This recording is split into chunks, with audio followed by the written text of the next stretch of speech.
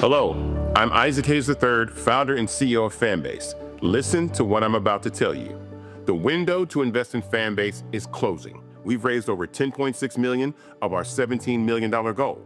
That means there's room for less than 6,370 people to invest in Fanbase for the average amount. The minimum to invest in Fanbase right now is $399. That makes you an owner in Fanbase today. Go to startengine.com/fanbase to invest. Why? Because current social apps have taken advantage of users for far too long, with content suppression, shadow banning, harmful racist content, and no real tools for monetization and equity. Fanbase has over 1.4 million users and counting, allowing anyone to reach all their following and monetize their content from day one. Social media is the new TV, and whoever owns the apps that distribute that content have the opportunity to own potential billion-dollar companies. While big platforms with uncertain futures are failing to serve their users, Fanbase is stepping up to fill the gap. Don't wait until it's too late. Invest now, invest for yourself and your future. Go to startengine.com/fanbase and own the next generation of social media.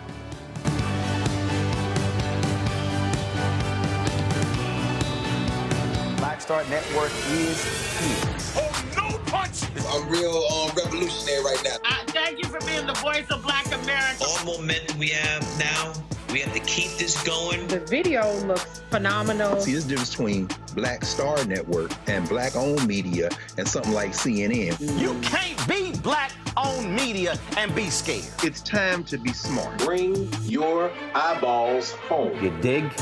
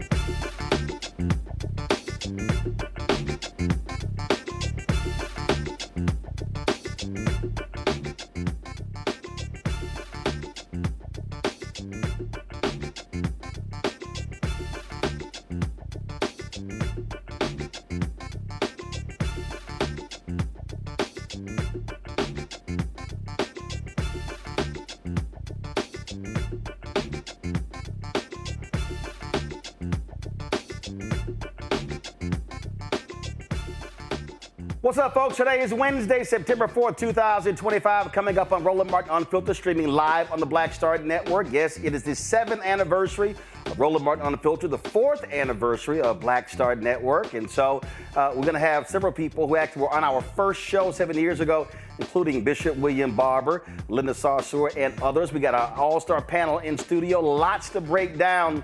Folks, it's time to bring the funk on Roland Martin Unfiltered on the Black Star Network. Let's go. He's got whatever the miss, he's on it. Whatever it is, he's got the scoop, the fact, the find. And when it breaks, he's right on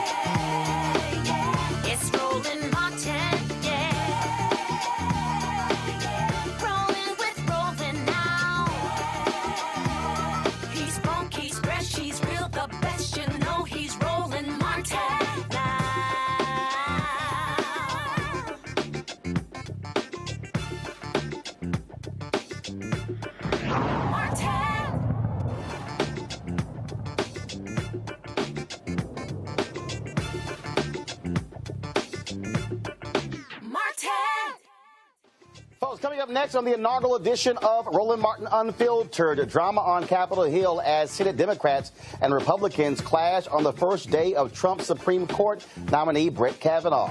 Kristen Clark of the Lawyers Committee for Civil Rights Under Law, who was in the hearing room, will join us live. A black woman who was mistakenly voted in Texas is headed to prison. Yes, prison. She and her attorney are going to join us live as well. He has picked up the mantle of Dr. King's Poor People's Campaign. The Reverend Dr. William Barber will join us live to discuss that and why it's time to end voter apathy, especially among black folks headed into the midterm election. We'll also recap the homegoing celebration of Aretha Franklin and discuss why her family is blasting the eulogy delivered by Atlanta pastor Jasper Williams Jr. Plus, Colin Kaepernick and Nike, they've got conservatives in an uproar over making him the face of Nike's 30th anniversary of their Just Do It campaign. And, of course, Black Twitter will be on fire tonight for the first night of BET's miniseries on Bobby Brown. Folks, it's time to bring the funk on Roland Martin Unfiltered. Let's go. Folks, a whole lot has changed since that first show, literally across the street. That's where we were. Totally different show, new look, new studio, all that good stuff. It was a whole bunch of stuff we could not afford 7 years ago, so everything looks a lot different now. So it's been an amazing 7 years. More than 40,000 people have joined our Bring the Funk fan club, providing donations, making it possible for us to do this show. The show was launched with one sponsor, the American Federation of State and County Municipal Employees, as a sponsor. Of course, $350 grand of my own money, and we launched this thing, and a lot of people said it was not going to work. I remember the YouTube people, when they were funding a lot of efforts, they literally said, hey, we don't think black news is going to work. And I was like, all right, we're going to show y'all. So here we are 7 years later with 1.85 million followers in the YouTube Top 100 podcast every week, but 2 weeks since they launched that. And so I think it actually has worked. And even now, 7 years later, we still are the only daily news show that centers African Americans in the country. One of the first guests that we had that first episode was Bishop William Barber, of course, co-convener Repairs of the Breach Poor People's Campaign. He joins us right now. Bishop, always glad to have you back. Again, a lot of people said it wasn't going to work, but again, we remain focused and faithful, and here we are. Well, you know that song, they said I wouldn't make it, but you're still here today, brother. And not only just here, but here making a difference. And I want to say right off the bat, there's 1,000 preachers out there I know, particularly that benefit from what you do. I'm going to give $1,000 today, commit to that, and 1,000 do that, that's $1 million. We have got to understand how important what Roland has done, not for himself. He could have done something else, but he does this for the cause, for the people. I went back today, Roland, I did two things. First of all, I said, I'm going to put on a suit for the anniversary, you know. I'm going to get a little fly. I want to let you know you ain't the only one who can get fly, bro. And then I said, I wanted to go back to W.B. Du Bois. W. Du Bois said, look, you got to have black media number one, to empower the black community. Because if not, you get beat down so much you don't even believe you can do things. Number two, to counter anti-blackness. To counter anti-blackness, you do this every day. And then number three, to humanize the people, to humanize the struggle. There are people, Roland, that you've had on this show, nobody else would have had them on. They would not have had anywhere else that they could. I remember when you brought the people on from Cancer Alley. Now that, you know, they're on other places. In fact, one of the ladies who's one of the founders of St. James, the fight down there, she's in Rome today. Potentially meeting with the Pope, but she came on this show first.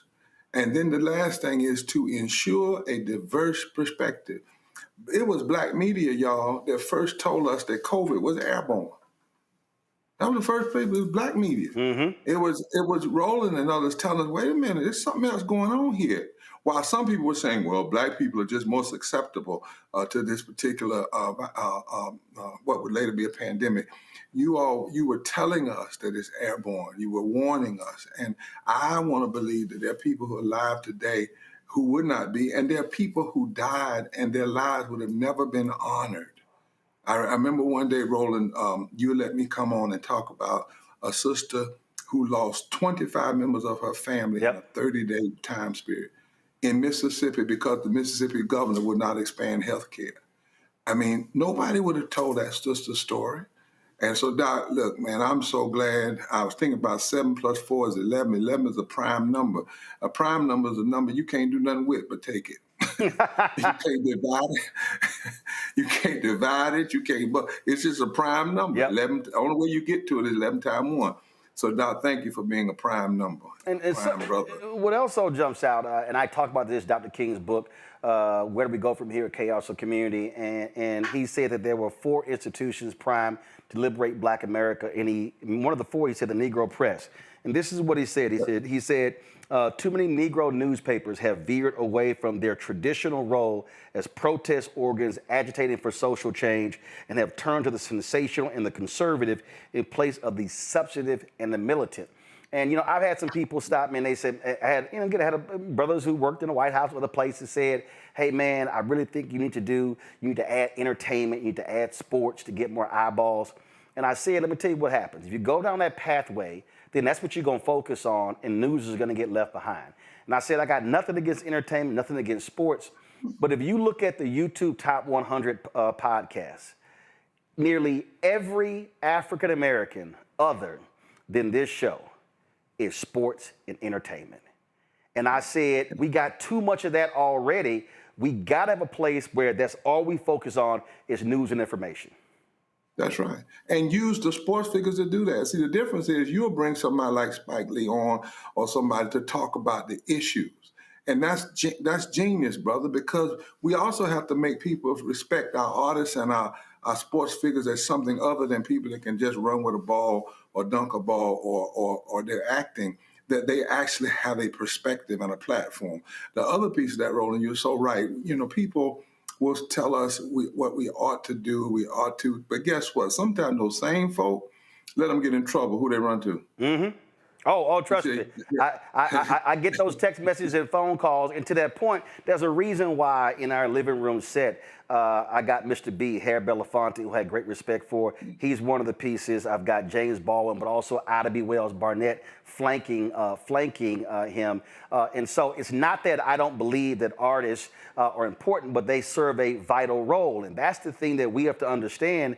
And I just think that when we're so fixated on if LeBron or Michael Jordan was the GOAT, if we're so fixated on the latest movie or the latest song, then when stuff happens in Washington, D.C. or state capitals, county government and city halls and school boards, then we go, oh my God, how do we not know this? It's because our attention was diverted in somewhere else. That's right, somewhere else.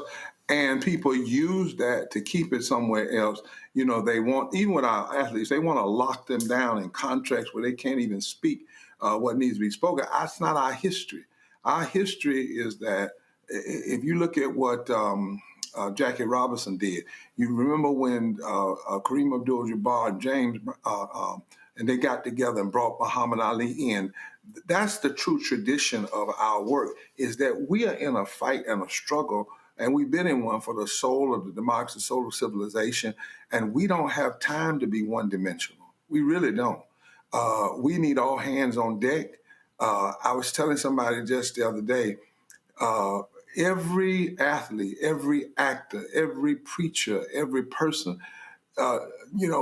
Trump did something the other day and it kind of missed it. You talked about it when you said, listen, this man now wants to take an executive order and undermine voting rights. And I've looked at even some of the other news. They've not talked about that.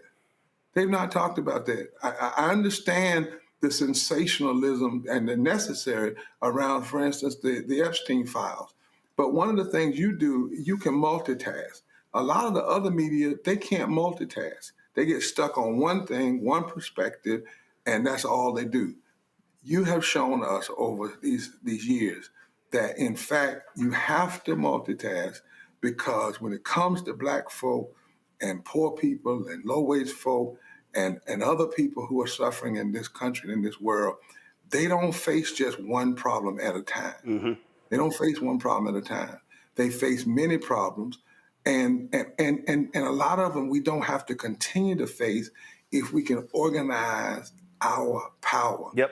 You remember, Roland, when we had the conversation when everybody was talking about what couldn't be done, and we had the conversation about, listen, did you all realize that poor people, for instance, now, and black people and poor and low-wage brown people control 40% of the electorate? People weren't talking about that. People said, what? Is that true? Yes, it's true. Now the issue is, what do we do with that? I'm glad, Doc, that you push us, that you push the community, that you push into the community and into the consciousness, things that make people say, what? What in the world? Because if we don't have that kind of conscious shaking, then we're never going to have the kind of community shifting that will be necessary to face the challenges of today. Also, where we are, and this is, and you and I talk about this a whole lot, and we know there are people who are friends of ours, who are frat brothers of ours, who hate this. We also got to have black accountability. It's a lot of people who say they represent black interests, yet don't like to be challenged on what they're actually doing. And my philosophy has always been the same. If you do good, I'm going to talk about you. If you do bad, I'm going to talk about you. At the end of the day, I'm going to talk about you. And so we've got to have accountability of folk who are out there representing the interests of black folks who meet at the White House or state capitals or the Congress and then say, okay, you promised you were going to do this. What have you actually done? It's easy to plan an event, plan a protest, plan a march, but I'm always like, okay, what we doing the day after, and then the day after, and then the day after. And I think that's also where we have to be. Part of what King talked about, and Du Bois talked about it, and Martin Delaney talked about it, and Ida B. Wells Barnett, and Frederick Douglass, and Robert Abbott, and John Sinstack, and Louis Martin, and all the pioneers in black-owned media. It was also holding black leadership accountable, saying, are you representing the interests of the people and not yourself? That's exactly right. You know, I'll tell you something funny, Roland. My team that puts together media some years ago had called me and said, we've got you going on Roland. I said, I can't go on Roland tonight. And they said, why? I said, because I haven't figured out the end product. They said, well, just go on and talk about the beginning, get the headline. I said, you don't understand. They said, Roland, your friend. I said, you still don't understand. He's not going to let me get away with a headline on his show. He's going to ask me, what is this going to do? What's the end result? I'm not going on this show until we figure that out. Now, if y'all can figure that out in the next 12 hours, then I'll go on the show tomorrow. If not, then you all just wait until a few days and we get, because the brother is not playing. And that's what we need. This deal of getting a headline and then moving the hell on is not what we need in these times. Our people don't need to be played with and toyed with. The times are too serious in this civilization. And this thing. I remember one time that somebody was on your show and they said something like, Trump is a racist. And you said, and what else? I mean, because you were like, okay, you said that, but what does that mean? Where are you going with that? Where does that get you? What else? Are you going to not deal with the authoritarianism, the neo-fascism, the policies? Okay, what are you going to do in relationship to policy? How is that going to happen? And if we don't have that, Roland, we'll have the tendency, even we used to talk about it in black preaching, where people have a lot of gravy and no substance and no meat. Mm-hmm. And that's not the time we're in, brother. So I want to personally thank you, Doc, for making folk know, even me, that if you're going to go on the show, you better have your stuff ready. You better be able to answer the question, and you better be able to talk about how you're going to start something and sustain it and keep it going until real change takes place. Last point here, I put this graphic up on social media today, sent it out, where as part of our anniversary, our goal is to get folks to give $1 million between now and the end of the year. Let me know when your team has that pastoral graphic ready so we can push that as well. But the point there that I've laid, we got 2 new shows we're launching, a daily show, a weekly business show. We want to launch a health show. And we want to be focused in 2026 to travel this country doing the show in town halls from battleground states. You got critical Senate races in Georgia, in North Carolina. You got a brother running for governor in Nevada. You've got a brother running for governor in Michigan. It's a lot of different races. And what I say is that and you emphasize this, I do as well. we can't just tell folk, hey, we need y'all to vote. No, we have to literally be on the ground, touching people, informing, educating, enlightening, but also organizing and mobilizing, because too much black power is sitting at home, untapped, unused, and we've got to be able to reach these folks to change what's going on. Black power in this next election, in the so-called off-year election, if we go on instead of off, if we don't listen to what the pundits say, well, you know, in the midterms, it's off year. If we say no year's an off year for us, because we have to stay, and that everything we have fought for and are fighting for is under attack. And I say this everywhere, if just 65% of black folk that are already registered would vote consistently, we could flip the entire political strategy, attitudes and atmosphere in this country. So that's exactly what we're going to do. We're going to put that grant. We've already sent it out to hundreds of thousands of people. Those of you that are listening tonight, we want you to grab it from our site, grab it from here, continue to push it out. Let's push this way over $1 million. I want to challenge at least 1,000 people to give $1,000, particularly those of us who are clergy, who are pastors, who could do that for this effort, for this work, for what Roland is doing on our behalf. The brother is not doing this just for Roland Martin. You don't take on this kind of stress and even criticism just for yourself. He literally is saying, I will not be quiet. And y'all know when he says bring the funk, we all know what that means. That's not just about a dance floor. That is about that I'm getting in the middle of this arena and we're not playing, because our people are not to be played with, and the times are too serious and the issues are too important, and our power is too great for it not to be unleashed and used the way it could be. Indeed. Bishop William Barber, appreciate it. Thanks for the support, the prayers, and Repairs of the Breach Poor People's campaign. Has been a consistent supporter of this show, putting your money where your mouth is, and so we appreciate that. It's a lot more work to do. I know you got a plane to catch. I appreciate you being on the 7th anniversary show. Thank you, my brother. 06. Yes, sir. Thanks a bunch. Folks, going to go to break. I got a panel there ready to chat. We'll be right back on the 7th anniversary of Roland Martin Unfiltered, 4th anniversary of the Black Star Network. Folks, back in a moment.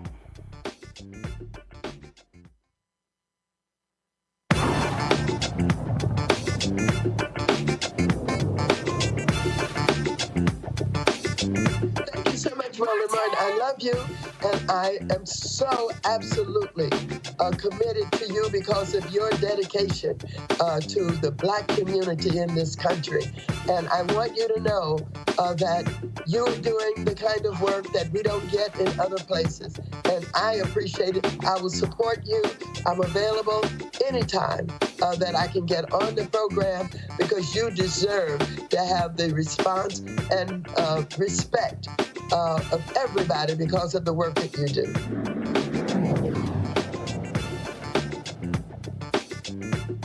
Next on A Balanced Life, here on Black Star Network, we're talking what it means to be a balanced young adult and turning 21. I know 21 is one of those ages where you think you're grown. You can do whatever you want. The law says that you can. But what are you packing in your 21-year-old toolkit that will allow you to not only survive, but to thrive? You have every right to make whatever decision that you want to make, okay? Because you're grown. Don't go out here and do something and then want to come back and expect somebody else to clean it up for you. That's all this week on A Balanced Life with Dr. Jackie here on Black Star Network.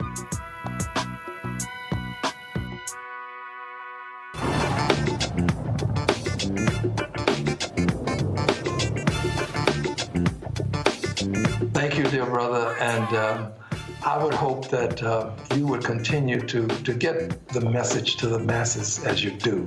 There are many places where I'm not welcome, but I know that I'm always welcome, and you always treat people with a great degree of dignity and respect, and it means a lot to me to know that we can get a message out to the masses. So thank you for helping us do this.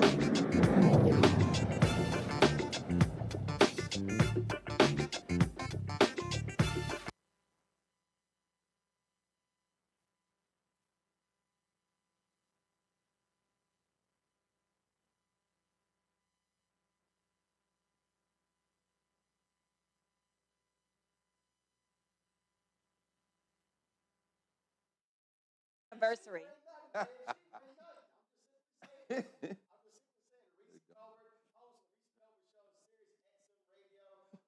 DC, that's right, the cussing Reese.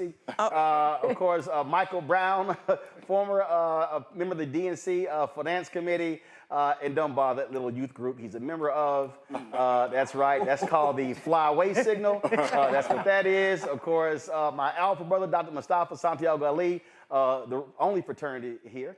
Former senior advisor for environmental justice at the EPA. Also, Eugene Craig, CEO, X Factor Media, Inc., and he is probably, Trump cusses him out more than he cusses me out. Randy Bryan, entrepreneur, author of Never Said, 25 phrases you should never ever say to keep your job and friends. Shockingly, she's actually in the country. Dr. Greg Carr, Department of Afro-American Studies, Howard University, host of The Black Table on the Black Star Network. And of course, somebody who we first met, we actually fought at a movie screening, 12 Years a Slave, and it turned into a Twitter beef, and then that's how he got on the show. So, y'all, this is no lie. I'm telling y'all, this is no lie. Plus, Greg was on our first ever Roland Martin Unfiltered 7 years ago. Yep, I got the video. I'm going to play it in a little bit. Wow. And of course, Linda Sarsour is here. Linda is, of course, an activist. She's been working on the ground all over the country and the world. And yeah, she probably has more people cussing her out than I do. So glad to have everybody here. Let's get right into it. But first, before I go to the story, so I'll start this way. So I'll start with Greg. So Greg was here on the first show. And again, we told this story, y'all. So I was moderating a panel. They had a screening of 12 Years a Slave. And so a sister asked me a question, and I said, I'm a free black man. And she went off, you ain't free. I was like, what the hell you think you're talking to? And so then she started going at it, and I was like, let's go. Right. And so Greg was on the front row, and so Greg started talking. So then we go to social media. Folks were like, oh, yeah, you ain't going to sit here challenge Greg Carr. I was like, I don't give a fuck who he is. I was like, bring his ass on the show. And people were like, you ain't never heard of the Carr? I'm like, no. Oh, all these Howard people, I was like, come on the show if you want to go. Right. That's how Greg came on the show. And Greg, you said I ain't scared. You said I ain't scared. I went to sleep. Next morning, like I say, Twitter was fighting. No, Twitter. He fights everybody. He really does. Right. Roland was fighting about 1,000 people. I'm like, and I got it, I've known that young lady since she was 14. She was my student in Philadelphia. Shanice Thompson. She now has a PhD. My colleague at Howard. We hired her. She wow. And I never let the day pass. I would not be down here Roland Martin if not who was so mad when you said you were free. She said, how you going to be free? It's the prison industrial complex. And then, he going to argue with everybody. That's my kid. So I'm like, hold on. I was like, bring your ass. I was like, I ain't scared enough, y'all. Let's go. Roland never said. That's what happened. That little green room at TV One, right? Oh, yeah. That was at 101. Not 101 Constitution. It was where NBC News Channel. Yeah, Joe Scarborough, all of them be sitting in that little room. Y'all remember that little room? What's the guy that wrote Bob Woodward? They all be sitting around. Roland come through and they'd all stop. Hey, Roland, what's going on? I'm like, oh, so y'all know him for real? No, y'all never put him on your show, though. Ain't been that much black before or since. all in one place.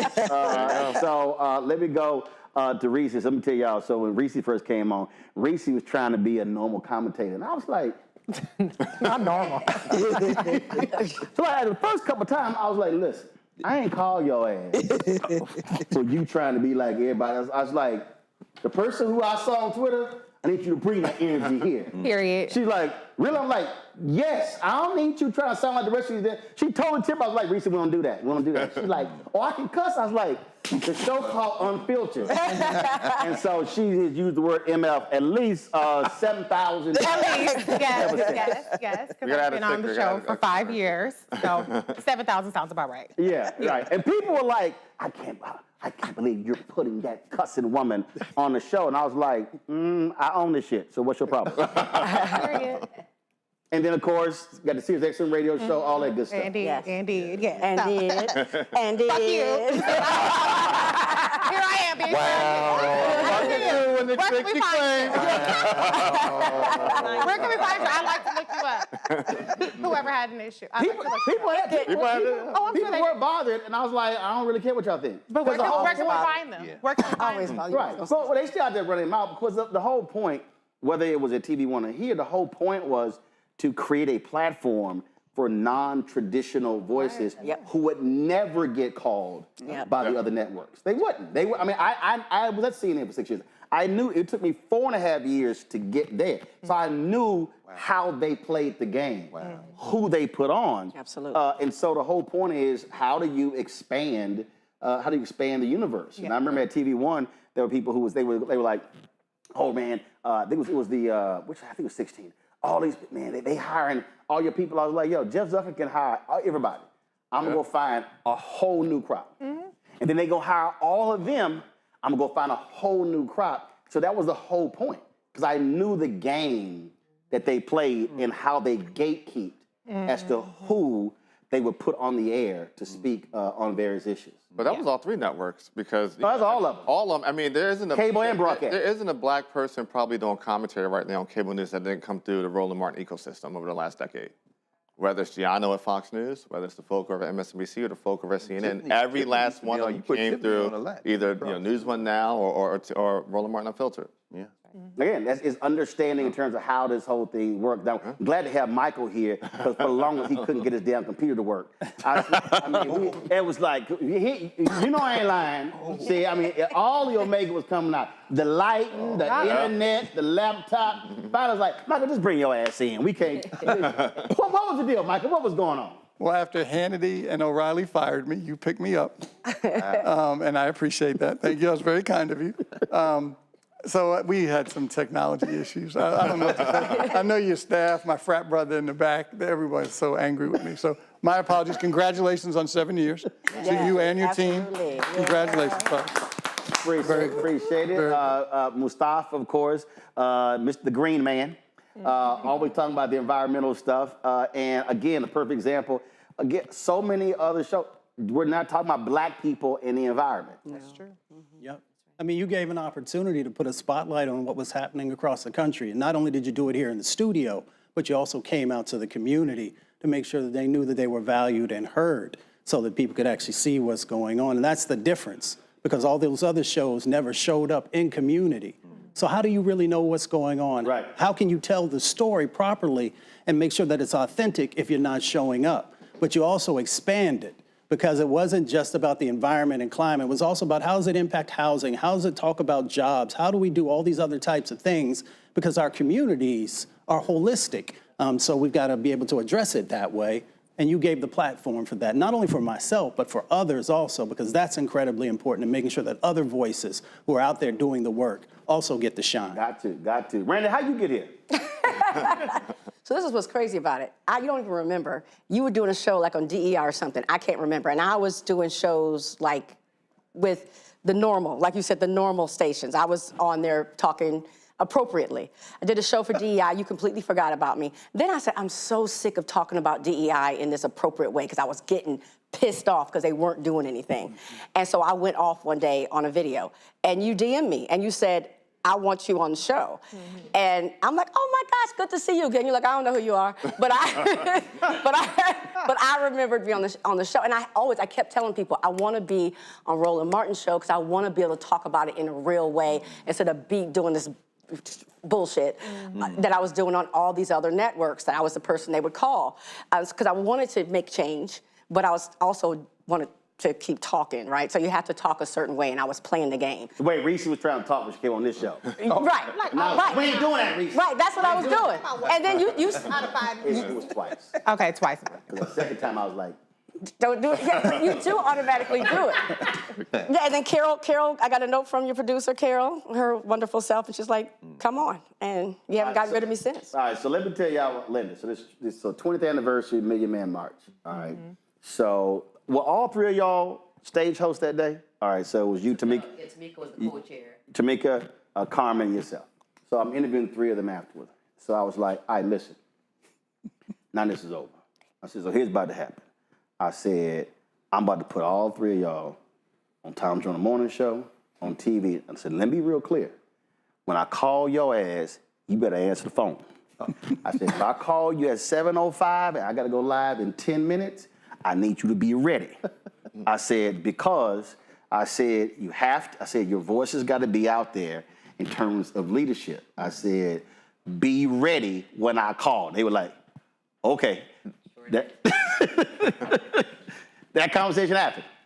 And that was the whole point. Because again, so the whole point is being intentional with how you use media and what voices to put out, knowing how other people were going to freeze folks out or drive a different narrative. That's right. I mean, you always did that for us, Roland, and that's why I'm here all the way in Washington, D.C. to say congratulations on 7 years. You've been someone that has reaffirmed the movement. You've seen the people outside that risk their lives every day for the things we believe in. You were one of the few people that started helping us to put Breonna Taylor's name on an international level. You put her voice out there. She was murdered in March. No one knew about her in March. No one knew about her in April. No one knew about her in May. And then you helped us put her name out there so people knew her name all over this country. And ever since, you know, you've given me an opportunity. As you know, mainstream media don't like people like me. They like to talk about my people without my people, as you know. And you have always said, no, you got to let the people speak for themselves. You've given us that opportunity in this last very dark 2 years to talk about our perspective about what's happening and what we want. So I appreciate you and happy anniversary. Appreciate it. I'm going to give y'all a true story. So the Women's March, they're having that big thing in Detroit. And so they asked me to speak. And there were haters who were like, no, he shouldn't speak. And Tamika Carmen and Linda were like, oh, y'all can sit y'all asses down. He going to speak. So when I got up there and spoke, I said, because it was like 3,000 or something like that? 5,000. I said, listen, wherever 5,000 women are gathered, I want to be. But check this out. So it was the white women who got upset. They come after, that was sexist. They were going crazy. And the sister was like, listen, I'm gonna need y'all to be quiet. I need to get my photo. Can y'all just move the hell out the way? But so while they were going off, I said, well, first of all, I said, no, let them run their mouths. I said, because what y'all don't understand is the Montgomery bus boycott started with the women. So I was like, so again, these white women viewed the comment as sexist, but not understanding the history of black protest movement and how women were at the center of it. So they were sitting here looking at it as a sexist thing, having no understanding of Joanne Robinson or any of the sisters in Montgomery and how they started. And that also was part of the problem with the women's march, not understanding how certain folk didn't want men involved, as opposed to saying, no, who got our back? Who with us? As opposed to who fighting us. I mean, it's the same set of white women who were fighting for voting rights and got their voting rights, and black women didn't get it till about 1965. Exactly. So that's the kind of people we were working with. You know, this is things that we went through in the Women's March with leadership. I mean, our leader was Tamika Mallory, who's an incredible black woman, an organizer, activist, and people didn't like to see people in these positions who are powerful and influential and also eloquent and able to articulate the positions of the people that we were from. And Tamika made it very clear. She said any movement that doesn't include her black son is not a movement she wants to be a part of. So just because you have a women-led movement, don't mean that you're only fighting for women. We're fighting for our communities and our families. And that's something that, unfortunately, white women have a hard time understanding, which is probably why we're in the situation that we're in right now. And one of the reasons that the Women's March is essentially non-existent is because by running y'all off, they literally ran off leadership, and I have no idea what the hell they're doing now. So all of that organizing, all of that data collection, all that completely went to waste because they did not want to follow women of color as leaders. Now, one of the reasons I wanted to have Linda here, I saw this on social media the other day, and I kept warning y'all this was gonna happen. So if y'all watch this show, I kept telling y'all about all of these white folks and the birth rate of white people. I told y'all, I talked about it in my book, White Fear. And so everything I put in my book, y'all, unfortunately, has come true. And even though these networks didn't want to book me on to discuss it, and they still won't discuss the reality of white fear in this country, it's still here. So y'all may have seen in the last couple of weeks how white folks like Charlie Kirk and others, by following Elon Musk, all of a sudden now are attacking immigration in Europe. And this video was put out. Watch this. Guys, this is Paris in 2025. They're lying about the numbers.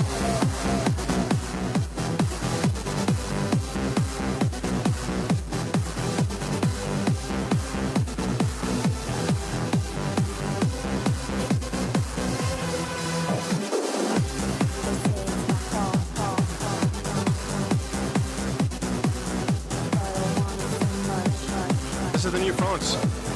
Coming soon to you, to a neighborhood near you. So I want y'all to understand what's going on, okay? Elon Musk tweets a lot about the declining birth rates around the world, okay? You had Conor McGregor, who was convicted of who was actually found guilty of sexual assault, hanging out at the White House, complaining about the indigenous people in Ireland losing their cities because of immigration. Now, understand what you're now seeing, that actually has been happening in Europe for the last 10 to 15 years. I was talking about it then when folks were not paying attention to it. And so here's what they're all angry about. They are angry about African immigrants, Muslim immigrants in London, in England, in France, in Germany, in Italy, in Ireland, in all of these white European countries. Now, why are they mad? Whose fault is it that white people stop screwing? It's just a fact. The white birth rate has been declining for the past 30 years. I showed y'all the chart on this show. The only reason Germany's economy is still where it is not because of white Germans, it's because of immigration. I keep trying to explain to people here, especially all these ADOS, FBA, B1 people who know nothing about history, you cannot have a future if you do not have GDP. You have to have people who are living and working and contributing to an economy in order for your GDP to remain where it is. So the United States GDP is $30 trillion. China's GDP is $19 trillion. Why does China, people, remember they were saying for a decade, China's gonna surpass us. But China made a huge mistake with their one-child rule because they said we're overpopulated. They were not that great at math because they were not counting what's gonna happen in 30 years when a 60-year-old person is 90 and they don't reach 90. Unfortunately, they become an ancestor. So what happened? China had to get rid of their one-child rule and go to a two-child rule because they didn't have enough people to replace the folks who were passing. Right. And so all of these European countries are pissed off with black immigrants, pissed off with Muslim immigrants. But let's be clear, those countries will not exist in the next 10, 20 years the way they are now if they do not replace population. But the racism we're seeing, Linda, this is all tied to racism. Charlie Kirk is tweeting these things, Elon Musk tweeting these things. Now all of a sudden, all of these different conservatives are not talking about, oh, this could be us. Well, guess what? Ask Springfield, Ohio, what happens when the white folks leave and die. And then they were crapping on the Haitian immigrants, and now the Haitian immigrants are booking. Springfield, Ohio is gonna, they complain, they're about to lose jobs, lose housing, lose all sorts of things because they wanna run the black folks off. This is the latest anti-black, anti-Muslim racism of MAGA white supremacists. That's right. I mean, everything you said, and if the white people in Europe don't want our people, then stop exploiting our wealth in our countries. Stop supporting war. Stop bombing people in places like Iraq. So when you get an influx of Iraqi refugees or Syrian refugees, or you're getting folks coming up from Africa for better opportunities, oftentimes the European countries and the West, which includes us, are part of the reason why they come here. Immigrants, where you are born is where you want to be.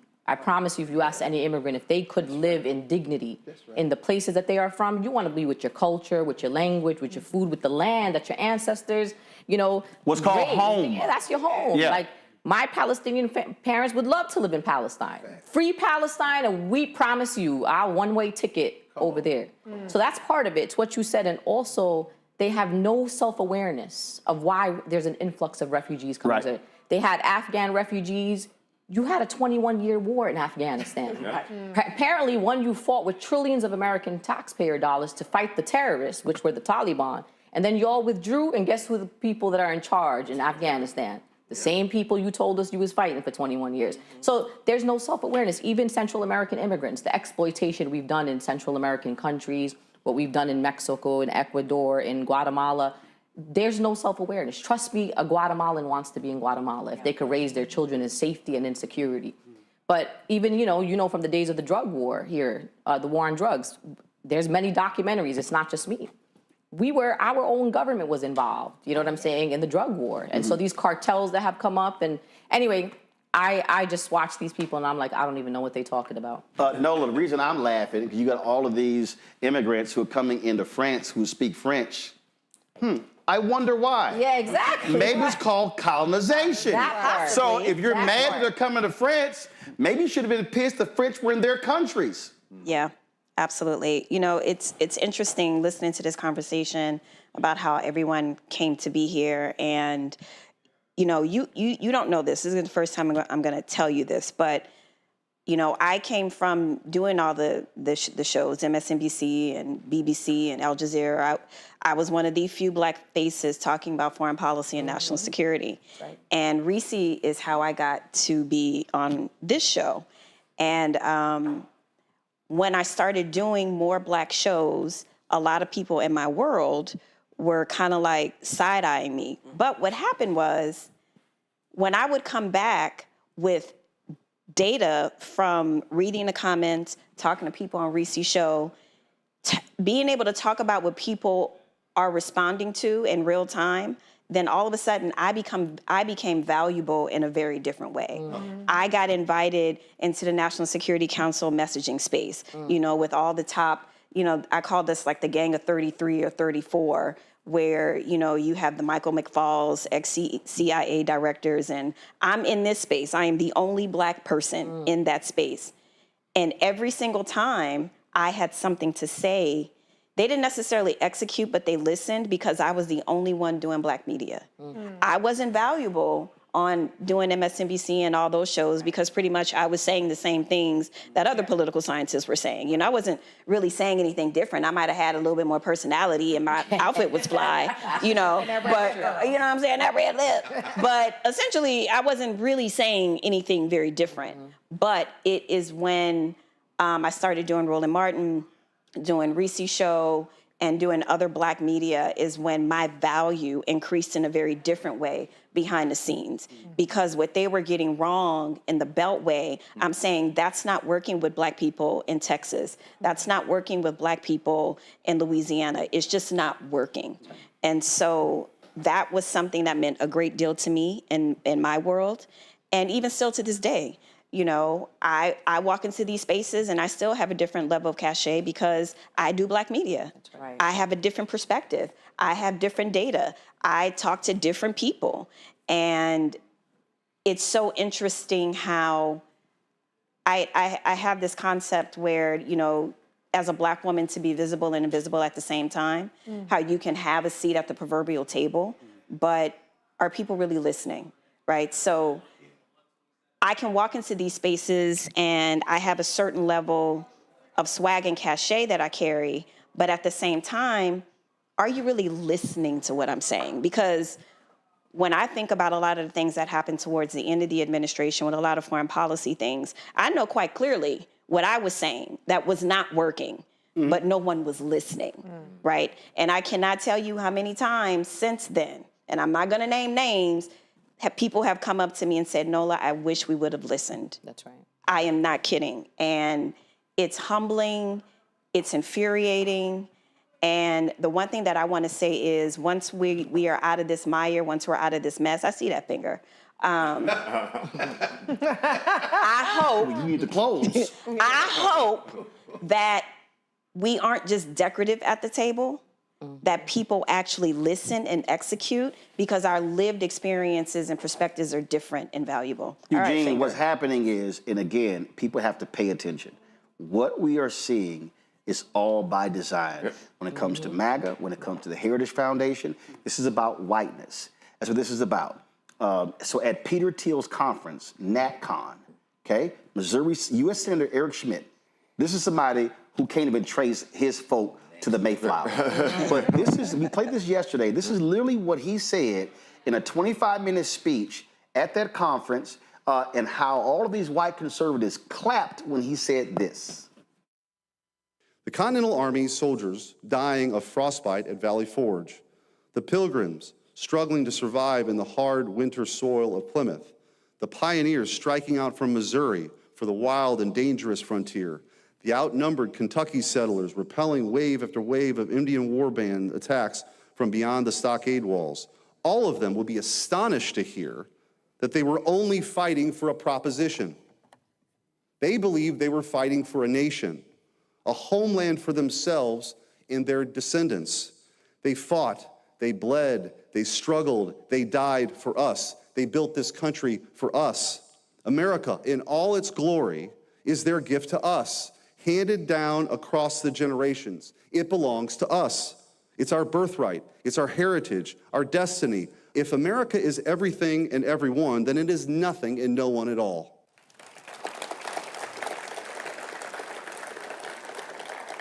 When they tear down our statues and monuments, mock our history, and insult our traditions, they're attacking our future as well as our past. By changing the stories we tell about ourselves, they believe they can build a new America with the new myths, a new people. But America doesn't belong to them. It belongs to us. It's our home. It's a heritage entrusted to us by our ancestors. It's a way of life that is ours and only ours. If we disappear, then America too will cease to exist. Well, see, Eugene, it's very interesting because that's exactly the mantra of the Republican Party. That is pure whiteness. That's white supremacy. It's white nationalism. And what they want to do, even when Mitch McConnell says this reminds me of the 1930s, America's got to remember, Hitler sent his people to the United States to study Jim Crow and brought it back to Nazi Germany. And so what they want to do is the exact same thing. So when these white folks in America are going to France and complaining about these Muslim and black immigrants, this is nothing. It's the exact same thing. They want to extend whiteness and reclaim it globally. And this is the thing, right? So I say all the time that MAGA's built on the foundation of a Steve King. It's built on the foundation of an Andy Biggs. It's built on the foundation of Pat Buchanan. It's built on the foundation of white conservatives that may have been considered fringe for a very long time. And then Donald Trump comes in and puts a happy smile, a jet, a helicopter, a personal security detail in front of it, makes it look really presidential, and then rides that into the White House. So I mean, it's literally been the putting lipstick on a pig to go through the Sarah Palin era that that timeline goes through. That's what we're dealing with, and now they're very naked about it. Peter Thiel has funded many organizations over the years, and built white South African Peter Thiel. White South African Peter Thiel. Some organizations that disagree with him and lost that funding, and some organizations that leaned into it, and he's still funding and working through them. And with one more time, in these rooms, this is where you get the naked, honest truth, where they feel free to speak, as they would if they're in the back cloakroom on the Hill. Now that we got that covered, I get to how I got here. And being the greatest Republican to walk on this set and the one that's still standing.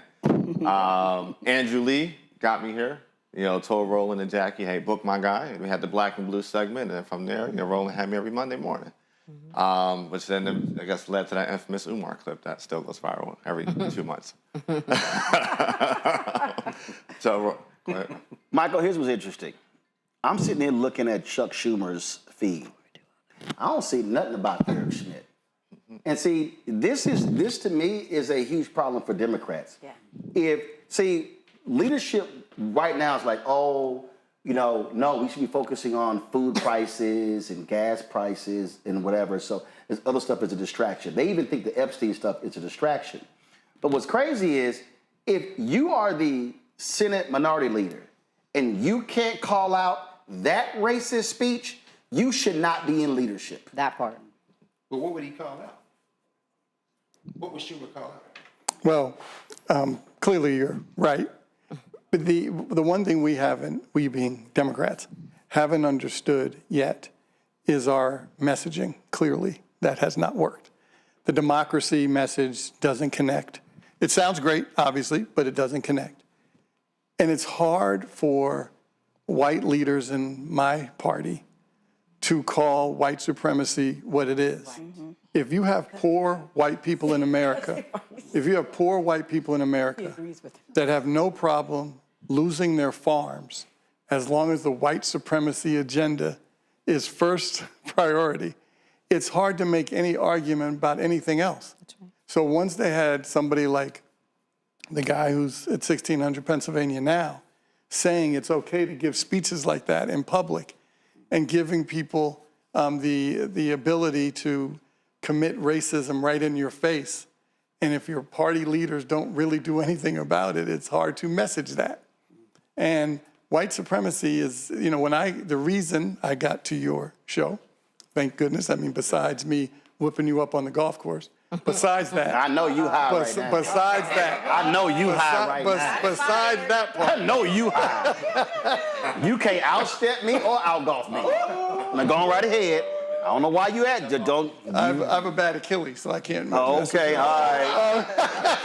That's why you can't finish your shoulder turn either? Okay, go ahead. So when I got into it with Ann Coulter on Fox on the Hannity show, and my days were numbered after our confrontation.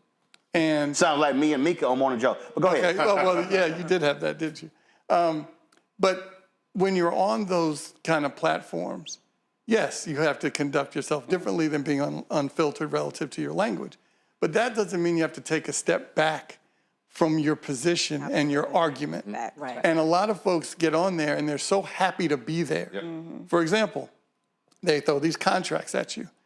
I just didn't want a contract from Fox. I couldn't do it. My mother told me not to do it, so I didn't do it. God rest her soul. Yes, thank you very much. So when you take that, it gives you the freedom to not worry about consequences.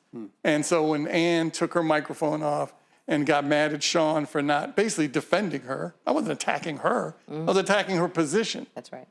My days became numbered. O'Reilly had kicked me off a long time ago because he kept talking about Jesse Jackson and I didn't like it. So you have to go on with principle and not any fear. And it's hard to do. Randy, I'm sitting there looking, I don't see nothing from Bernie Sanders. Right. I don't see nothing from Elizabeth Warren. And I'm like, what? Y'all weren't aware that speech actually was given? And just know, I actually sent a text to one of Schumer's people. I know you did. I'm sure you did. The problem is that everything goes under the umbrella of white supremacy, and it is very difficult, particularly to have white people who benefit, who are the greatest benefactors of white supremacy, go against it. And so that's what we saw, like you were just talking about in the last election and things. White women, to tell white women, although you know, they suffer for it. We talk about the birth rate. That's why they're losing their rights over their entire bodies, because they have to get the numbers up. They don't have rights, but they still get those little bit of benefits and they cling on to it. And this is why we see other groups that seem not to get it. If we just act a certain way, if we just behave, we will get let into this arena of white supremacy. And if they can't see it now, you're not going to get it. Like, you're not going to get it. And so I believe that the people who are in places of power, that power is fueled by white supremacy. And so it's difficult for them to speak up against it. They're fearful to speak up against it. Mustafa, the thing here is this here. When you listen to Schmidt say this, Missouri plans on gerrymandering their state. They want to gerrymander Emmanuel Cleaver and Wesley Bell out of the congressional seats. 2 African Americans in Missouri. They wanted to be all Republican. And so what these Democrats don't understand is what Schmidt said, that literally is Republican Party policy. So when he kept saying us, he literally said our ancestors meant this for them and their descendants. And basically said this wasn't meant for none of y'all who now since come. Now, we all knew that was the case anyway, but that's literally what they're saying. When you're saying, so all y'all black people, y'all Latinos, y'all Asians, and you Native Americans, this shit wasn't for you. Right. We probably should remember the words of Malcolm X when he said, he talked about those who are being oppressed and the folks also on the other side of the equation who are doing the oppressing. And we see that play out right now when we look at all the things that are currently going on in relationship to the gerrymandering and people grabbing hold of power. So these folks understand the dynamics that are going on in that space, and they refuse to let go of it, and they're willing to do whatever they need to do to be able to hold on to the power, to hold on to the resources, and to push down whoever is in the way. So that's the dynamic that we currently have going on. Greg? Yeah, I agree. We have a fundamental misunderstanding of the nature of nation states. This is a 2,000-year problem. The problem of settler colonies, more specifically, and very specifically the problem of the greatest settler colony in the history of the last 500 years, which is the United States of America. This is the end of the age of Europe. their desperation Yes, it is desperation. is delicious. No, seriously. If we zoom out several tens of thousands of years, you know, sometimes I wonder whether Africans should have ever migrated into Western Eurasia and got caught between them ice ages and adapted. We should never have walked up here in the first place. This might be ultimately the greatest lesson of this, because whiteness is, the culture of whiteness is rooted in a sense of scarcity, in a sense of insecurity, and that comes from resource scarcity. So their whole philosophy, when he goes through that, I love Eric Schmidt, the former Attorney General of Missouri, because that's what we all learned in school. It's manifest destiny. It's that white woman floating over them as they go to California. This is what they do. So when Schmidt talks about the Pilgrims, these religious fanatics, the Christian version of Al-Qaeda in some ways, when they got here to the Massachusetts Bay Colony, they looking to do murder. Why? Because they came from a place where murder was the standard. When he's talking about Lewis and Clark leaving from Missouri at the behest of Thomas Jefferson, he forgot about Sacagawea and York, who was a captive enslaved by them, who went out there, who was meeting with the indigenous people on the way out. But our problem is we want them included in the narrative so that we can somehow say, we too are Americans, we built this. And as Richard Pryor says, shut up, fool, you want the Indians mad at us too? Why are we buying into this criminal enterprise? Chuck Schumer ain't gonna say that because he believes that same story. He just wouldn't say it that way. They think America's exceptional. This is American exceptionalism. We have always used that language, but not because we believed it, but because it was a defense mechanism. Everybody who has improved this country that is not white has done so in order to build a society that these people never imagined. Right. So I don't say that it started with the Tea Party or with, no, this started with George Washington. It started with William and Mary. It started with the Virgin Queen. That's why Virginia, and it continued and echoed through the years. Eisenhower is no different than them.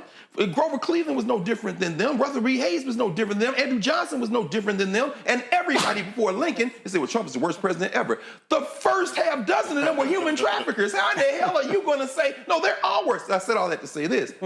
This platform, this station allows us to have that conversation. And we're at an age now where they'll never be able to go back to Walter Cronkite. They're saying Dan Rather's still doing news 20 years after he is. Everybody now, Mehdi Hassan got a show called Mehdi Hassan Unfiltered. God bless you, but we all know where you got that from. And I'm loving Zateo and all that stuff, Midas Touch, whoever you want to name it.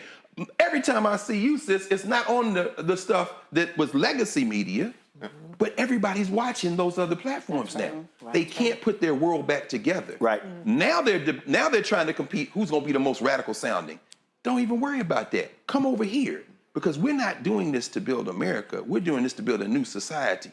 I love Eric Schmidt. He's a desperate man, and we're going to break his political back now because the illusion is being dropped that we believe in anything he believes. I want him to keep talking like that. And see, to the point about, we're going to go to break, but to the point about Pat Buchanan, he literally said, our fear is that they will do to us what we did to them. No question. In Mitch Landrieu's book, Mitch Landrieu said the same. He said, white people, he said, my white people, he said, I've been around black people a long time.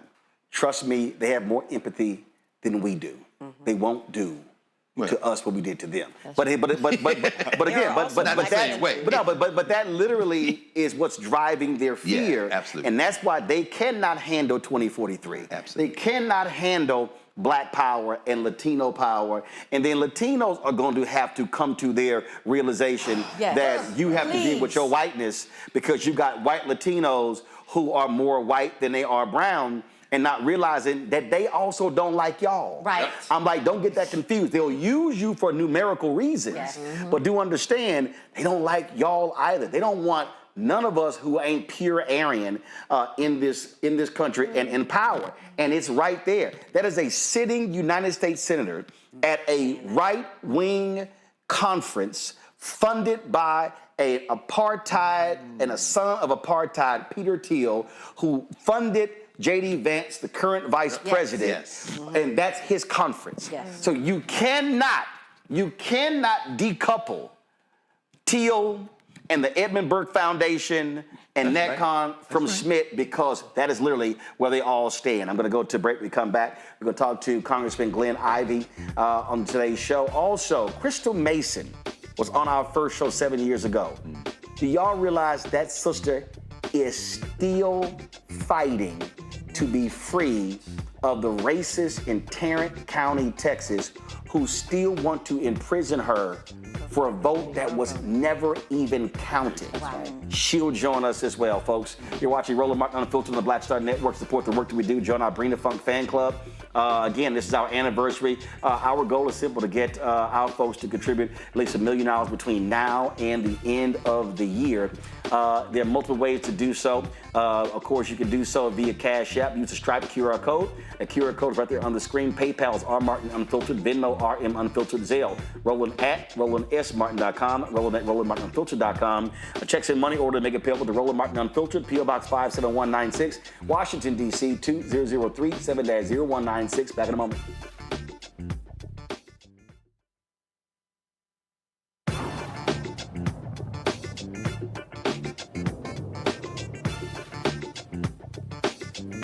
Thank you, Roland, for covering the matter, because, like, we have to save ourselves.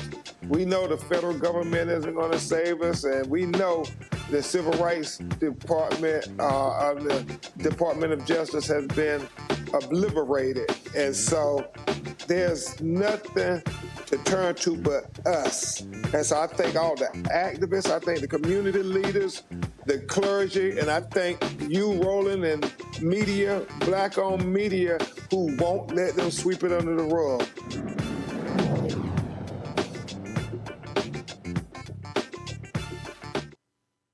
Black Star Network, what's happening? It's your man, Kim. And look, my new single, Rock With Me, is on fire. We debuted as the #1 most added and greatest gainer at R&B radio. So look, I want you to go check it out at musicbykim.com.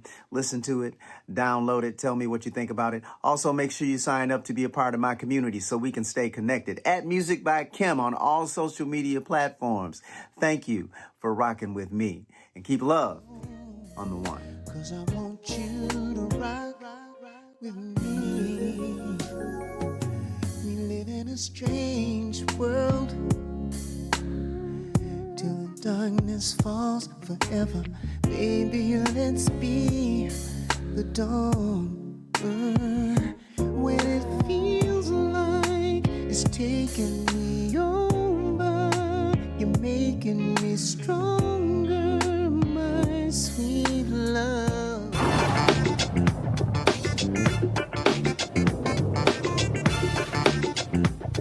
I'm a big fan of your work, and I really appreciate the important role that you play in informing, all of us about what's going on.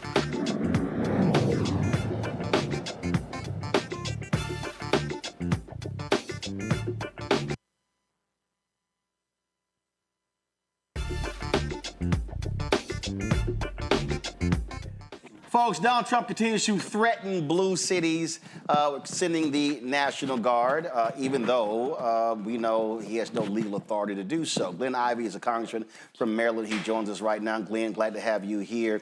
Before I ask you about that, Glenn, I got to ask you this here. You were you worked in the U.S. Attorney's Office.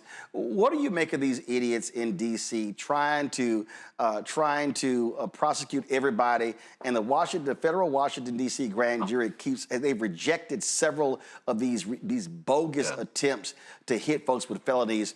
It's rare that a grand jury rejects a prosecutor's effort to indict, but repeatedly they're like, nah, this ain't flying. Yeah, that's right. I mean, it's extremely rare for a grand jury to decline to indict a case. But, I mean, they're trying to charge this guy for throwing a sandwich, and they're trying to charge him with a felony. So, I'm not surprised the grand jury not only declined to indict, but apparently was a little bit insulted that they would waste their time with something like that, because it really is a waste of time. And, Pirro is the new U.S. attorney, and she's coming in, pounding her chest, acting like she's going to be so tough and everything. But those are ridiculous cases to pursue. That's a very serious office. It's an arm of the Department of Justice. They should be pursuing serious cases. Well, and what we're seeing is, again, they're claiming how they've just drastically slashing crime all across Washington, D.C. But when you look at the actual arrests, so many of them are misdemeanors. They're not actually impacting violent crime. Right.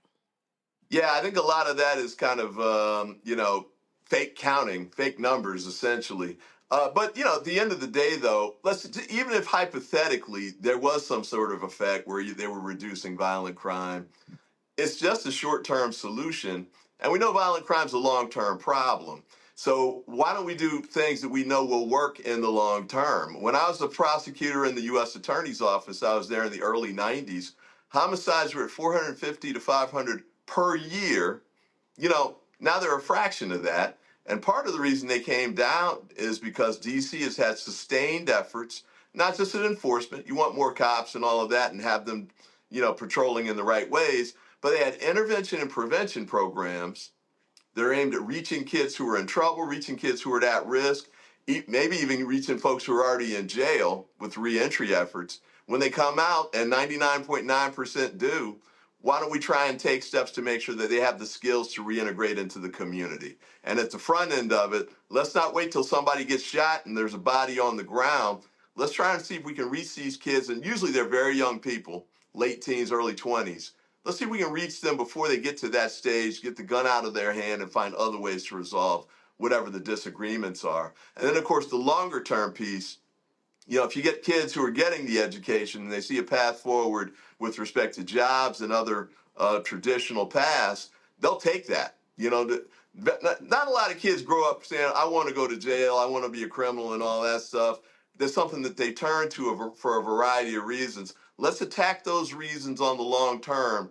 Obviously, these troops aren't about doing that, and they're not trained to do it. It's a waste of time. It's a waste of money. One last point.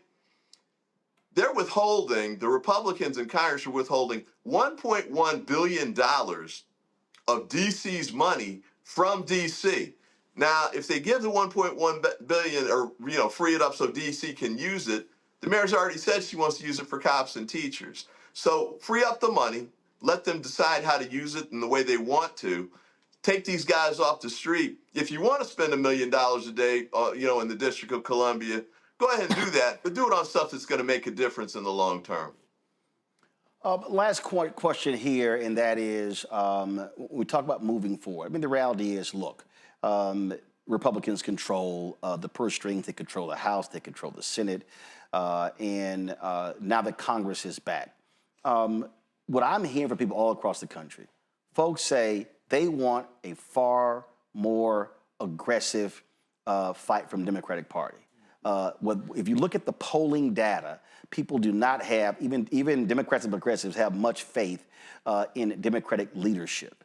When you travel the district, what are people saying to you, and what are you taking back to leadership that they need to be doing? Because again, people do not have faith that current Democratic leadership, House and Senate, knows how to effectively combat Donald Trump and MAGA. Yeah, I mean, that's out there a lot. I mean, a couple of the things that we need to do is continue to build on the cases that we have in court. We've filed some of those in the House of Representatives. The Democracy Forward group, which is supported by the unions, have done an outstanding job in court, getting a lot of injunctions in place. But a lot of times, by the time they get up to the Supreme Court's not necessarily overturning them on the merits, but they're giving the Trump administration enough room to keep doing the destructive activities. I think we need to make sure we keep pushing on all fronts that we possibly can. That's protests like the ones we did, today with respect to D.C. and the militarization of the city. I think it also includes efforts to do focused and targeted work on these toss-up districts in Congress. We need to take the House back next year to actually regain some kind of power. We need to focus on the targeted districts where we've got a shot to do that. And there's some all across the country for sure, but it's not high-profile work, it's not pretty work, but it's the work that can actually win elections. And it's door knocking, it's licking stamps, it's reaching out to people early. Don't wait till the October before the election kind of outreach. Start now. And we can do things where we're explaining to people to make sure they understand that there was a $1 trillion cut to Medicaid that's going to affect them, that there are going to be cuts that take away the tax credits that help them afford health care coverage under Obamacare, that they are going to lose SNAP access and the like. So kids won't necessarily be getting lunches at schools like they used to. There's all kinds of things that have been taken away from them. We need to make sure they understand that and know that. That came from Trump and the congressional Republicans. And then the last piece of what I would say on this front is, we've got to make sure we're doing everything we can to connect with people where they are. Part of this is communication. Part of this is making sure that they hear what's going on. We got outflanked in 2024. They had a lot of these, online influencers and the like on the Republican side. We're building that out now on our side so we can battle them on the information war in spaces where we weren't even present before. And people like you, I think, are doing an outstanding job of getting the message out, getting the information out, getting people mobilized, because knowledge is power. And we're definitely going to need that power in the year coming up. What also has to happen, Congressman, and that is individuals like yourself and the Congressional Black Caucus now, not next May, not next June, not next October, now must be challenging Ken Martin and the DNC, the Democratic Governors Association, the DCCC, the DSCC, and all of these Democratic donors, and make it clear to them that they've got to stop listening to white Democratic strategists who refuse to listen to black people, who refuse to listen to Latinos, who keep putting billions of dollars into legacy media, funding those networks that nobody's watching. And then what they do is they make digital media compete for a crumb, not crumbs, a crumb, and try to justify all of this. And that, to me, is nonsensical, and it makes no sense. And I've made it perfectly clear to progressive campaigns. I told them what Fat Joe said, yesterday's price ain't today's price. If you want to run ads over here, you're going to pay a real number. What you're not going to do is play me small. And folk like yourself and others are going to have to be very clear with these people, because they need to understand that the game has changed. You cannot target black people the way you used to. That thing is out the window. Even the Obama campaign effort is out the window. It has to be a much longer runway, much more intensive, and it has to be real investment. And unfortunately, too many of these white Democratic strategists do not want to do that. And they're going to learn a painful lesson. And I'm telling you right now, you can mark it down. If they do the same thing next year they did in 24, y'all are not going to win the House. You're not going to win the Senate. Yeah, that's a great point. Hakeem got a pollster named Terrence Woodbury who focuses on, he does polling in general, but he has a specialty in African American, especially with respect to politics. And one of the things he found was that the messaging really needs to be segmented and reach out to people, not just the folks in my age group, the civil rights age group, and still going to church and all that stuff. But we've got other age groups that aren't reachable in the same way. Going to church on Sunday isn't the way to reach some of them because they're not in church. Going on, as you pointed out, going on broadcast TV, they're not watching broadcast TV. They're not listening to NPR. So we have to find different ways to reach them. But the key point that he made was that, the Democratic Party keeps going after swing voters, they call them. And by that, they mean white voters, pretty much. They mean white especially women. white suburban women. Yeah, frequently white women. His point, though, was if you look at what's happened with their numbers, they've been stable over the last 4 elections. The last person to get a decent number of white women voters was Barack Obama, and he didn't get over 50%. And that was 17 years ago. That's right. Hillary Clinton didn't get it. Kamala didn't get it. That's not moving. Where we are losing votes, though, where we could get it back quickly, is the African American vote. We lost a lot of votes. They didn't necessarily swing over to Trump, although a lot more did than we were expecting. A lot of people stayed home. That's the swing vote that we need to target and make sure we get out, because those are the districts we need to win that can make a difference. And I think also the messaging for African Americans is going to work with a lot of these folks. Latinos and some of the other groups in particular, maybe not to the extent they will with us, but they're losing health care too. They're going to run into high energy prices too. Their groceries are going up too because of the tariffs and things that the Trump administration's doing. We've got to explain to them so they understand that, and we've got to explain the alternative approach that we want to present them with, a lot of which happened in the Biden administration that Trump's dismantling right now. So we've got our work cut out for us, but I think you're right. We've got to make sure, A, we don't wait till the last minute to start getting the messaging out. B, we got to make sure we target the most loyal voters that we have in the Democratic Party or actually anywhere across the board, the African-American vote. Well, just so you know, I met last year with the House Majority PAC and the Senate Majority PAC and never heard from them again. Not one penny was being paid.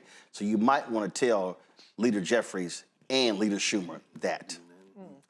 Will do. Will do. All right. And not only that, I think all of us, not just at the leadership level, all of us need to make sure we're doing that kind of work and working with you to help get those things done. Because when we run an ad on your show, or even if it's a local, regional sort of thing, it spills over and can help other people who are running on our tickets as Democrats. It can help them too, even if they're not in our district. So making sure that you have the platform that you need to get the word out, I think is critical for the Democratic Party and, frankly, for the fate of the nation. All right, Congressman Glenn Ivey, we appreciate it. Thanks a lot.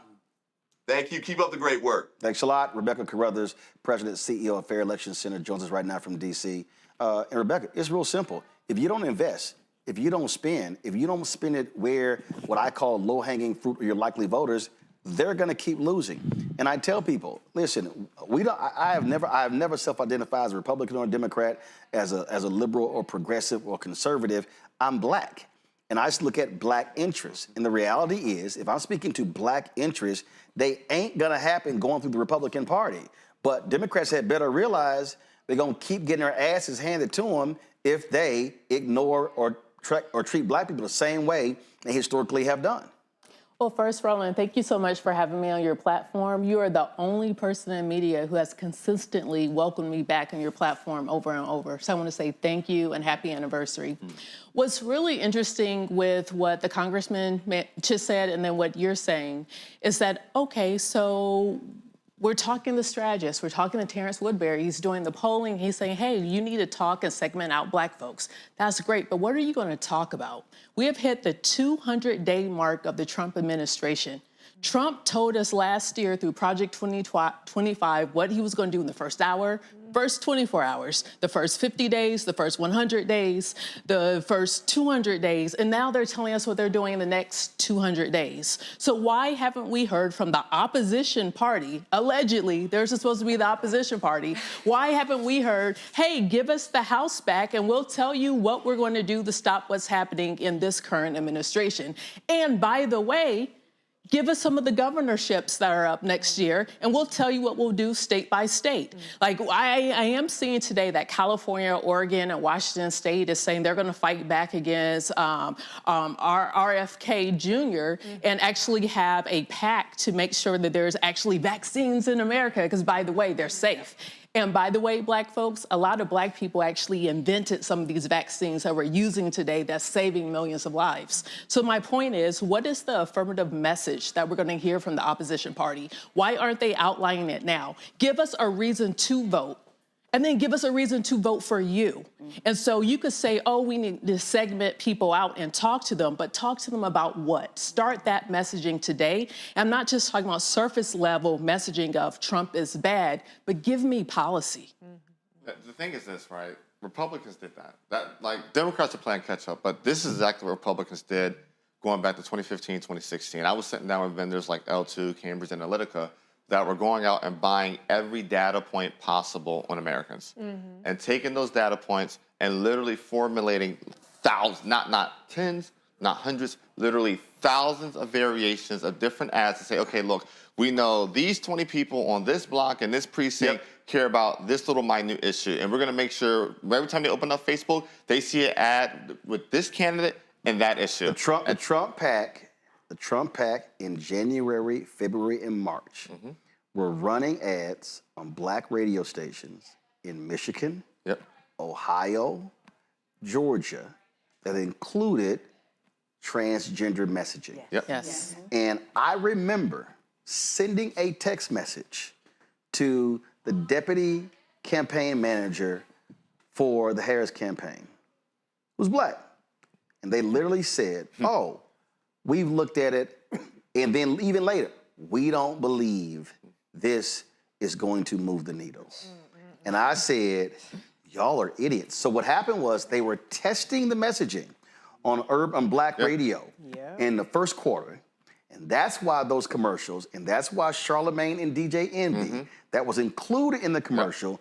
And then when the election was over, the Trump folks said that was their second most effective commercial. And if you watch any college or NFL game, you saw that kind of commercial. Dude, I was in Ohio, Wisconsin, Georgia, was one more battleground state, and North Carolina. I saw that ad a minimum of 6 times during halftime. Halftime, they understood. All they had to do was move anywhere from 1.5 to 3.7%. But Roland, that's the thing, right? Elections, people think that elections are big swaths, right? No. When talk about voter suppression, they think, oh my gosh, like everybody's vote being suppressed. No, elections are a game of margins. It's, hey, I know this is my win number, this is what I need to win, this is what that margin needs to be, and how do we get there? And that's what Republicans do it very well. They figure out that margin and figure out who to peel off, whether it's black men this cycle, whether it's white women that cycle, whether it's the young white man the next cycle, and figure out that margin. And that's what Democrats have to, if Democrats want to be competitive going forward, you got to figure out where you could peel votes off on the margin and then build on those margins and cater and give those people whatever the hell they want. But what it was, Michael, go ahead. So no problem. And when my father was chair of the party, that's how Clinton won. The strategy was, first, are you going to bring, he said to the governor, are you going to bring a gun to a gunfight? Not a knife like Dukakis did. And are you going to try to figure out those margins that you were talking about? So when my father was chair, he was the first, Ron Lester, who we all know, had always been a subcontractor. Hold on, first off, everybody's like, Ron Brown was your father. Yes. Ron Lester was Democratic pollster. Correct, thank you. Ron Lester had always been a Everybody gonna like, Ron Lester had a son named Michael? Go ahead. But he did do my polling when I ran for office. All right. But he had some choice things to say to me too. But he made sure that Ron was a general contractor, not a sub. There you go. So that way, that gave Ron the ability to start passing out to smaller pollsters that could grow and become. And that data was so important on where black folks were relative to Governor Clinton and against, and most Mount Rushmores of Republicans, Ronald Reagan is on their mountaintop. George Bush was that vice president. He should have won that election. But because of the strategy. If Perot hadn't been in it? Because I don't know. I mean, seem to forget the bill. Did not win. He did peel off, no question. No Perot, probably Bush gets a second term. Possibly. But he was in the race. So I'm just saying in terms of success. Bushes should have gotten him out of the race. No, correct. But this wreck is going the way it's going. But the thing here, Reese, again, that I'm gonna go back to what the Trump folks did. By running that stuff in January, February, and March, they weren't waiting till September. They were seeding. They were seeding. They were watching the data and see what the impact was. And it was kind of like, oh, peel. And then when I look at what Jen O'Malley Dillon, and I'm going to keep calling her name, and Stephanie Cutter, and David Plouffe, and Quentin, and all of them. Oh, let's just dump millions into concerts, as opposed to just drilling hard, going in and buying up everything on black radio, everything on black digital, everything on black television. But no, it was kind of like, but the assumption, they're gonna come out. And I keep saying, I kept telling everybody, by the third year of Obama, no black national candidate can run the Obama playbook ever again. It won't work. You have got to run differently to turn out black people, because the person who was 10 years old when Obama got elected is now 27. It ain't the same person. I'm not even gonna get into the black part of all that. I will say that I was on Chicago Public Talk Radio in 2023, and I went to Twitter right after, and I said, "Woo, child, we got work to do," because all I heard from the callers, black callers, was trans and immigration shit. So this had been a cumulative act, and that's one thing that Republicans understand that Democrats don't. Republicans know how to make a thing a thing. It doesn't start out at day one as being the thing. It starts as day one as being like, I don't know nobody cares. But by the first year, the second year, the couple of months, everybody's talking about DI ain't shit, CRT. Then we're explaining, well, CRT is at the college level. by then it's a non-starter. So the Republicans know how to build, how to stick with something and make it the thing that everybody is talking about. Democrats, like you pointed out, we don't think it's moving the needle. So they let shit fester, or they have things that they should be hammering, but they don't because, this focus group didn't say they cared. This focus group didn't blame Trump for COVID. Well, fuck, that's the biggest fuck up that we've seen in recent decades was COVID. And now we have RFK Jr., who is saying that you can't get the COVID vaccine, who's undoing vaccine access across the board, even though this was Donald Trump's achievement. And so Democrats always want to just think that they're gonna have that silver bullet, and they just refuse to invest in making something the thing that people in this country care about. The only person I can say, and I hate to give him any credit, is Bernie Sanders. He drove home this Medicare for all shit, even though he Columbused it from John Conyers. I like to remind people that because they call black people neoliberal You said shields. Columbused it from? From John Conyers, Representative John Conyers. All his progressive shit came from black progressives. But he's built it home. And during the Biden-Harris administration, it was the progressives who was driving home. Today will be a good day to cancel student debt. And then when the Supreme Court said, no, thanks, bitch, they dropped it. And so...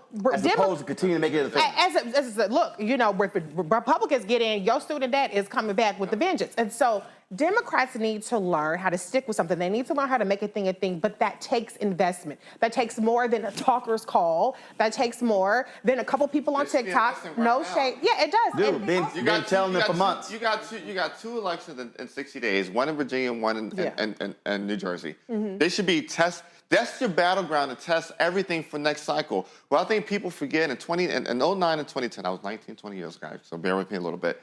But what I do remember is that what I saw every day on TV were Republicans running around talking about death panels, take away your health care. Now, all this shit was bullshit and lies, but it was enough festering for 2 whole years that by the time November 2010 rolled around, people were voting on, okay, grandma maybe have to face the death panel. That, her Medicare was not going to be paid for. And then this black guy in a tan suit's going to take away health care from all of us in general. I want Randy, real quick. Republicans play off of emotions, and that's the part. And we want to have deeper than logical that. conversations.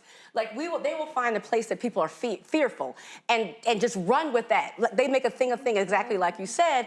Whereas Democrats, we will sit there and say, well, let us explain what CRT is. No, they're wrong. Let us explain what DEI is. No, you have to deal with people's emotions and challenge. And Republicans do a brilliant job of that, of scaring people. Real quick, go. It's a dark intel perspective. Like what you want to do is you want to understand pressure points. Like when you think about our enemies, when you think about Russia, when you think about China, they understand us better than we understand us. So the one thing that they're going to tug on, I'm going to go back to a Brittany Griner example, how that dovetails with foreign policy and blackness.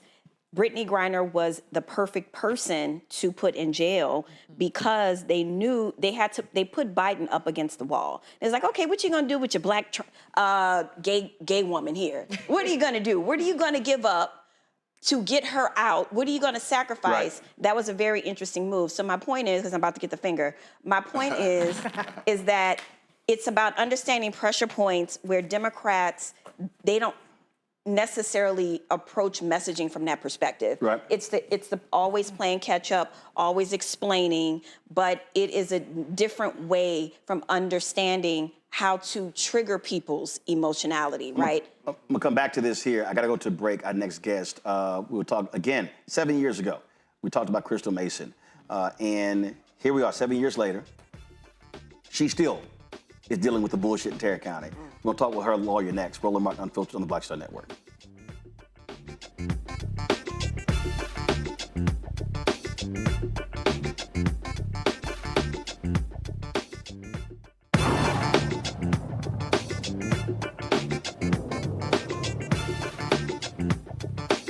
Take my hat off to you. I salute Roland Martin Unfiltered. You're doing a bang-up job. I wish that you would issue an IPO because I would certainly invest.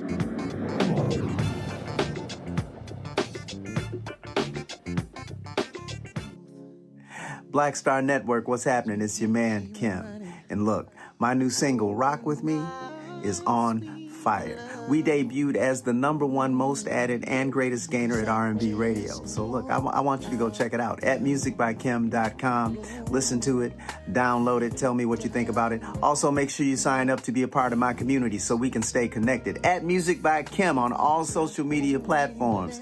Thank you for rocking with me, and keep love on the one. 'Cause I want you to rock with me. We live in a strange world till the darkness falls forever. Baby, let's be the dawn. When it feels like it's taking me over, you're making me stronger, my sweet love.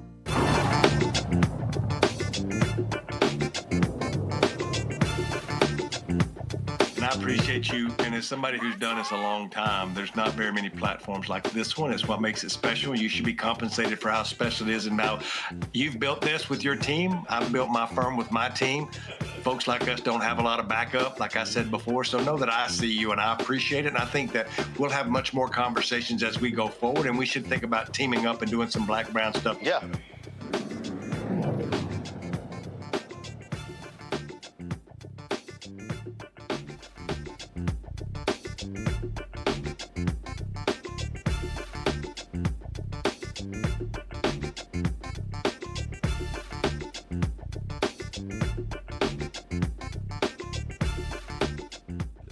All right, folks, welcome back. Roland Martin Unfiltered right here on the Black Star Network. 7 years ago when we launched our show, we told you about this story out of Tarrant County, Texas. Tarrant County, Texas, where Crystal Mason, a black woman, she tried to vote. Black grandmother out of Fort Worth. She was jailed for attempting to vote while on supervised release from federal prison. In March 2024, she was acquitted of the charge. However, the racist Tarrant County DA, Phil Sorrells, who should be primaried, urged the state's highest criminal court to review that decision and to convict Mason again. Her attorney, Kim Cole, joins us right now. So, Kim, glad to have you here. First of all, Kim, for the people who don't know, tell again, what year was it that Crystal tried to vote? I'm sorry, Roland, I can't hear you. Can you hear me? Barely. All right, so guys, can y'all fix her audio, please? We want to make sure.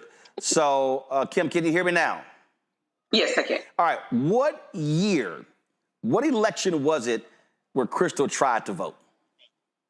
2016. 2016. That's 9 years ago. Yes. Now, she tried, so her vote was never counted because they went after her. That violated her, because she had gone to prison on federal charges. So she had to go back to prison. How long was she have to go back for? She had to go back she was sentenced to a year. She had to do 10 months in federal prison, and also they reinstated her supervised release. All right, so she goes back for almost a year, reinstate supervised released. And y'all have been going back and forth, appeals court, all this sort of stuff. And these, and I'm gonna call him a absolutely white racist, they are still trying to jail her. The amount of money they have spent and wasted to put this black woman back in jail for a single vote that never even was counted, even after her parole officer testified that she was not aware that she could not vote. Correct. To me, it's an utter waste of taxpayer dollars and a complete abuse of the system. It was clear that Crystal did not know that she could not vote. In the trial, like you said, the supervisor over the entire district stated that they never informed her that she couldn't vote. He also said that they didn't even have a process in place to inform anybody whether or not they could vote. So nobody informed her. The state's own witnesses testified that they sent her mail to her home address while she was in federal prison. So there's no way she could have gotten the the letter saying that she wasn't able to vote. So she never knew. They did not make their case in the state court. That has been our argument all along. They did not make their case in trial, yet the judge, because there wasn't a jury trial, it was a judge by a Republican, a trial by a Republican judge, and a bench trial, and he found her guilty. And we're still here, almost a decade later, awaiting a ruling. And so you're awaiting the ruling from which court? From the Texas Court of Criminal Appeals, which is the highest court in the criminal system in the state of Texas. They originally ruled, it's been almost 2 years ago now that they ruled, actually it has been 2 years, I believe, that they ruled that the second Court of Appeals did not properly apply the law to Crystal's case. So they sent it back to the second Court of Appeals and had them take a second look at it and remanded it back to the second Court of Appeals. Now, the second Court of Appeals ruled in our favor, and the state has now filed for a discretionary review, and that's where we are right now. And let's let folks know, how long did y'all have to wait for that last decision? 18 months. So 18 months. So, and when did the clock start this second review? They filed in April of 2024. So we're close to 17 months at this point. Right. And so here we are almost 10 years later, and this sister still is having this over her head because the Tarrant County DA, Phil Sorrells, he wants to put this woman in prison for voting in a vote that was actually never counted, correct? Correct. What they want to do, Roland, is exactly what the prosecutor stated in Crystal's original trial. The prosecutor stated that they wanted to send a message to voters. There we go. Public hanging. That's what the Tarrant County District Attorney wants to do. He wants to send a message to voters. And obviously, we all know what that message means. It's purely voter intimidation. They have, I'm sure, as we've seen in recent news, Texas has gone through extreme measures to chill voting in Texas. And this is one of their tactics, which began almost a decade ago. It's absolutely insane. We've had you and Ora Crystal on this show for the last 6 years, and I can't believe here we are celebrating our 7th anniversary of Roland Martin Unfiltered, and we are still talking about this case. It's unfortunate. It's absolutely unfortunate. Roland, when we came on 7 years ago, we might have to roll the tape back. I may have specifically and definitively stated, nope, this won't fly, because it runs afoul of Texas law. However, in today's climate, given the lengths that the Texas Republicans have gone to curtail voting and to send a message, I can't say what the outcome is going to be. I honestly can't. Tarrant County, I believe it's common knowledge that Tarrant County is the largest urban district in the U.S. as far as the red district in the U.S. Yeah, it's actually, but it's also, it is the last large county in Texas that's red. Harris County, that's Houston, Dallas County, Dallas, Bexar County, San Antonio, Travis County, Austin, all of those are blue counties, and this is their last stronghold, and Republicans are desperately trying to hold on to this county, and one of the reasons why this county is still red is because Black Latino voters are not voting their numbers. There you go. Absolutely, absolutely. And they are determined, their motto is keep Tarrant County red. And that's essentially, that's what they're trying to do by any means necessary, even if it means putting an innocent woman in jail. they do not want folks that look like us to vote because their perception is that we always vote blue, which isn't exactly true, but that's the perception. All right. Kim, we appreciate it. We hope not to see you next year on this anniversary. And if we do see you, it's for other reasons. Give Crystal our best. We appreciate it. Thanks a lot. Absolutely. Thank you, Roland, and congratulations on your show. Appreciate it. Thanks a lot. Greg, I want to go to you. Black folks in Tarrant County,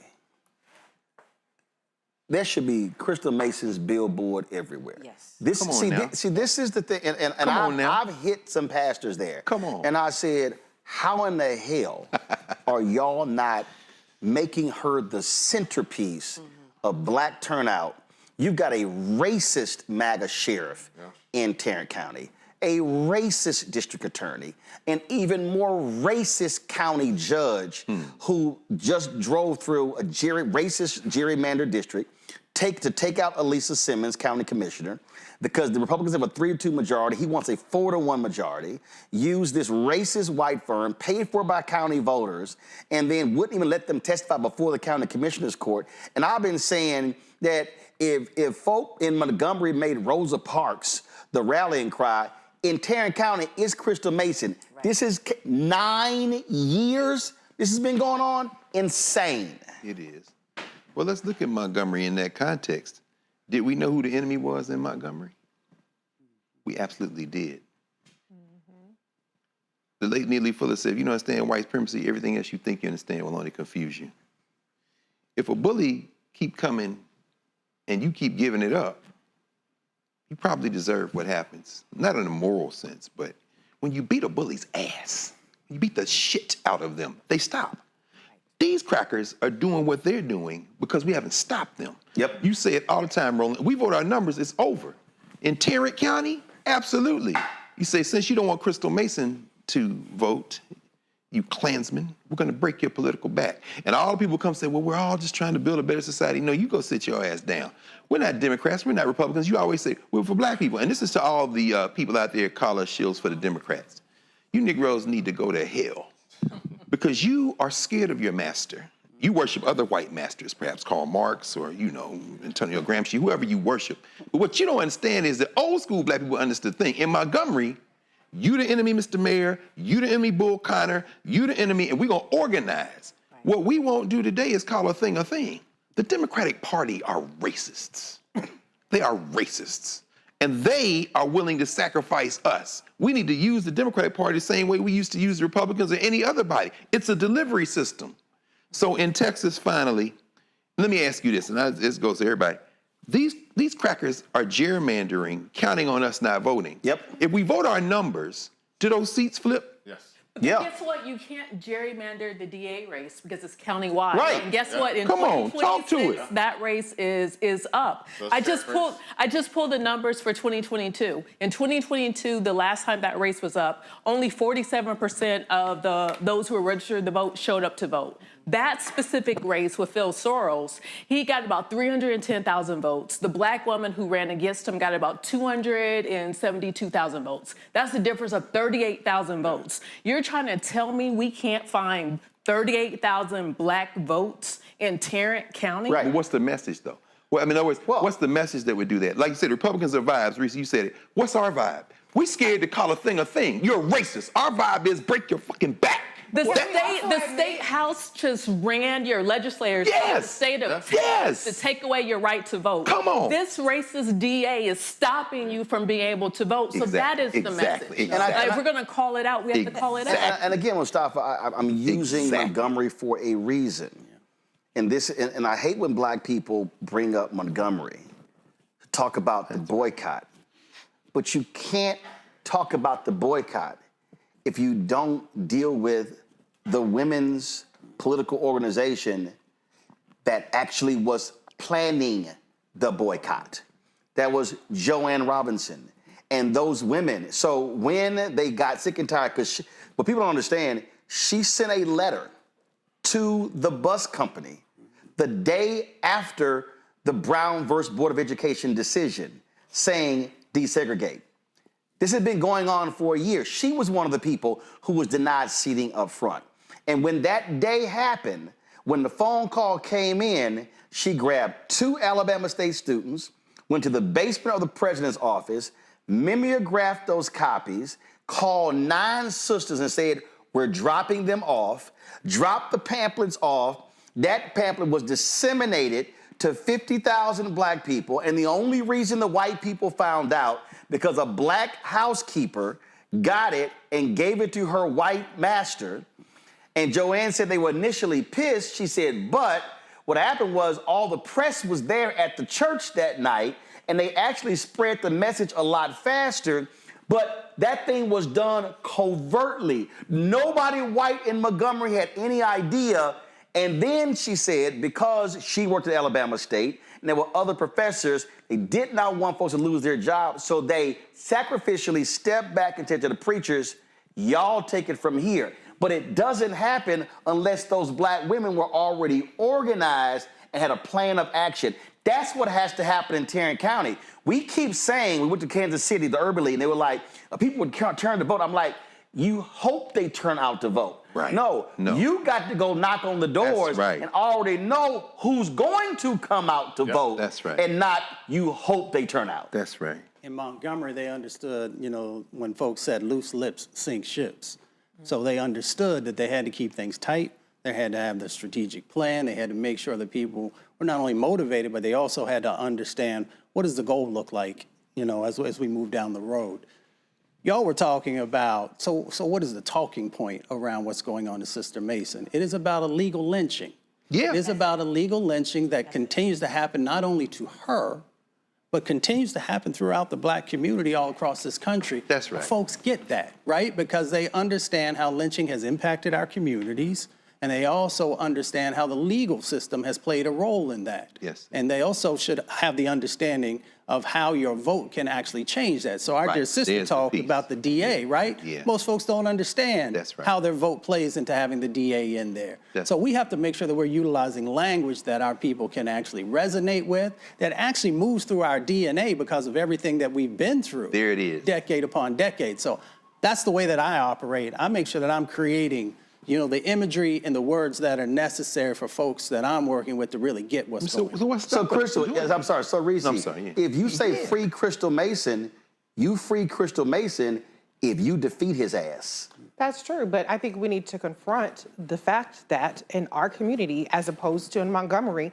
there are a lot of people who feel very comfortable with black women being punished. And Republicans understand that when you put a black woman out front,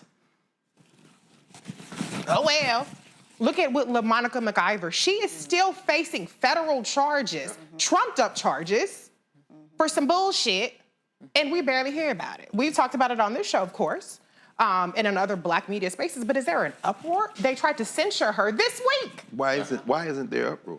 Because black women are unprotected in this country, including in I our don't, But wait, hold on. I Let me give a couple more examples. reject. Let me give a couple more examples. This administration has shown time and time again, when they attack black women, there's very little response. 300,000 black women have lost their jobs. And there's a shoulder shrug to that. Adriana Smith was kept on life support. She was an incubator for a baby for months. And she was taken off life support, and there was very little fanfare about it. And so the problem with, I wish in the depths of my soul that we can make a black woman the poster board and say an injustice against the black woman is an injustice against our entire community.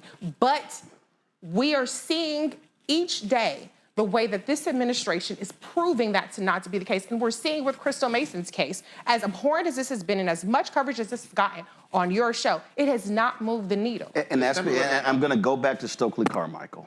Kwame Ture. He's a man. No. I just want to expose the absurdity of this lens. For me, the issue is not. For me, the issue is not because it's a black woman, black man. I'm telling you, no. Here's what I think was disinformation. The issue. Right, you talk about it all the time.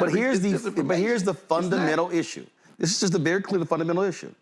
Carmichael said, "You can't show me an African American who has made a difference for our people who did it as an individual." They did it through an organization. Right. The problem in Tarrant County, and the problem, and I go back to when I say we get a whole generation of people, those baby boomers, who were the glue in our community.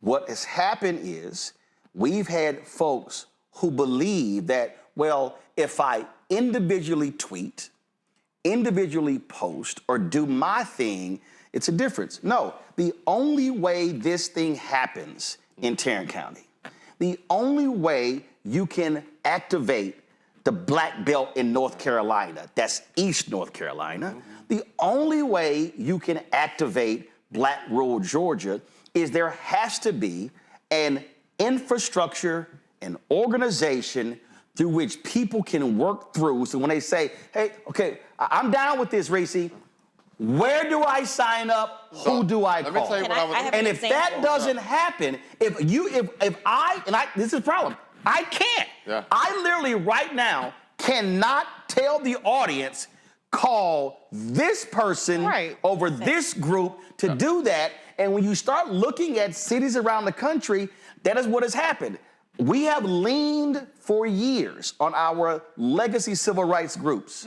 Yep. That ain't it. So if that ain't it, all right, then what's the entity or series of entities, which is why I have consistently challenged the D9 and the Prince Hall Masons and the Eastern Star and the Links and all these groups. We have black infrastructure, but our black infrastructure is used for personal gain, inward gain, and not external black gain. That's our greatest problem. Yeah, we need yeah, you gotta have structure. Real quick, because I do a flight to catch to Atlanta.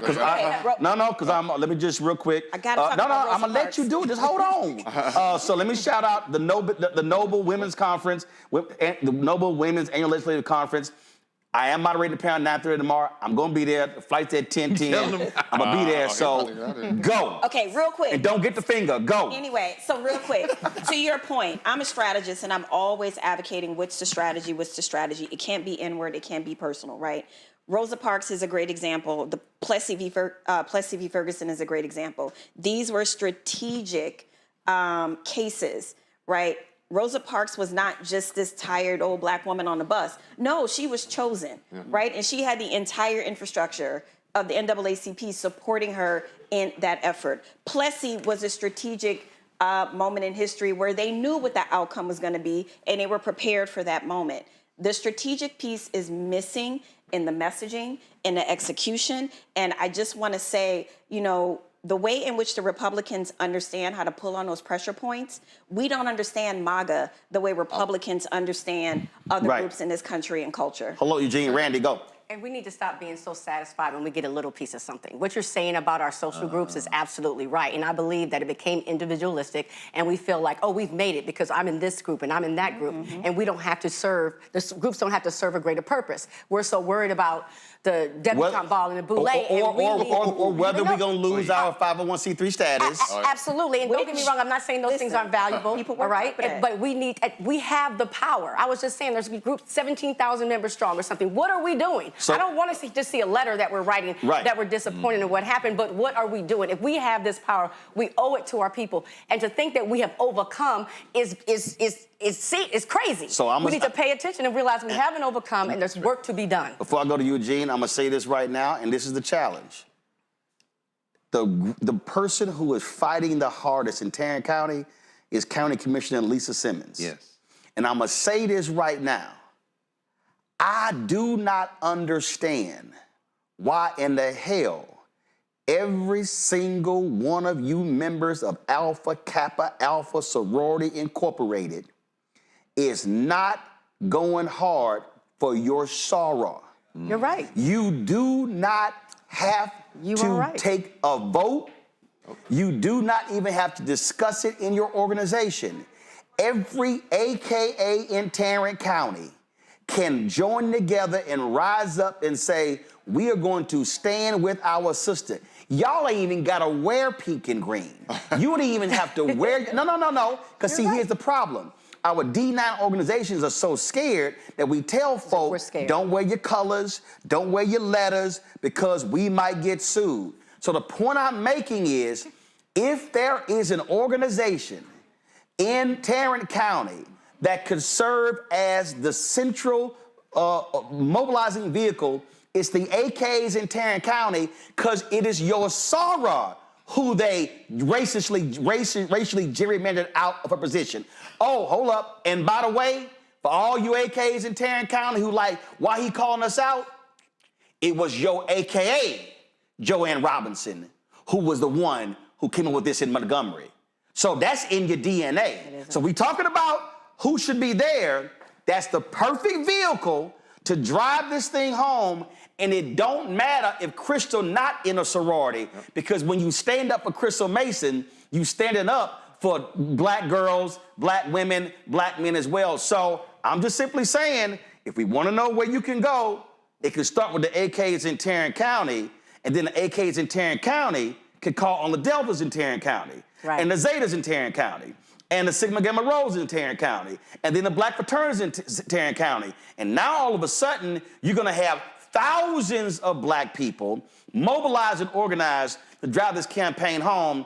And let's see what y'all gonna do. Eugene, Rebecca, go. So real quick, I actually agree. Probably you don't even need to make Crystal Mason the face of this. But what you should do is go down to the courthouse, find the last 10, 15,000 cases that his office prosecuted. This data's out there. Use the data the same way Republicans use it.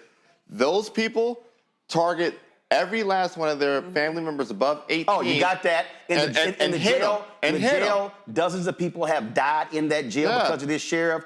I mean, but Roland, the thing is this, right? You got 10,000 folks. If you're targeting 5 or 6 per, your margin's right there. I got it. Go. But even worse, there's a lot of black men who have been killed in Tarrant County by law enforcement, and there hasn't been charges brought. So there's a ton of things. But what I would say is, I talk to people on the ground in Tarrant County. I talk to them all. What are y'all going to do to get this? What are y'all going to do to get this district attorney out of office and to find someone who's actually going to be responsive to the community? And the response that I got back from these people was, oh, well, we're waiting for the Democratic Party. Wow. No. And so this is my point of that. In strategy and strategic planning, you have the strategy, you have goals, and you have tactics. The Democratic Party can be a tactic, but it should never be the strategy. And that's why I keep saying this is not a party thing. This is a black thing.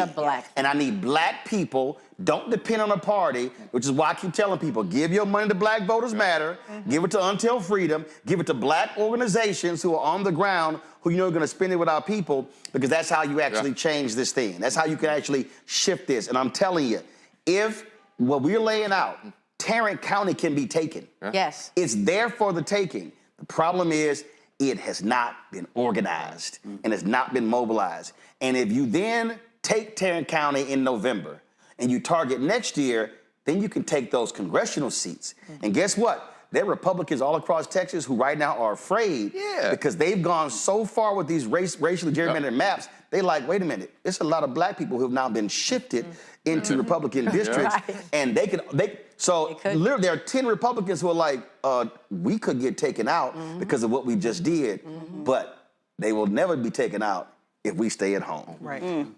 Folks, it's our 7th anniversary here on Roland Martin Unfiltered, 4th anniversary of Black Star Network. We want to appreciate everybody who supported us. Normally we have a big party. We got alcohol, food, and everything, but I got a plane to catch. So I got to get to Atlanta.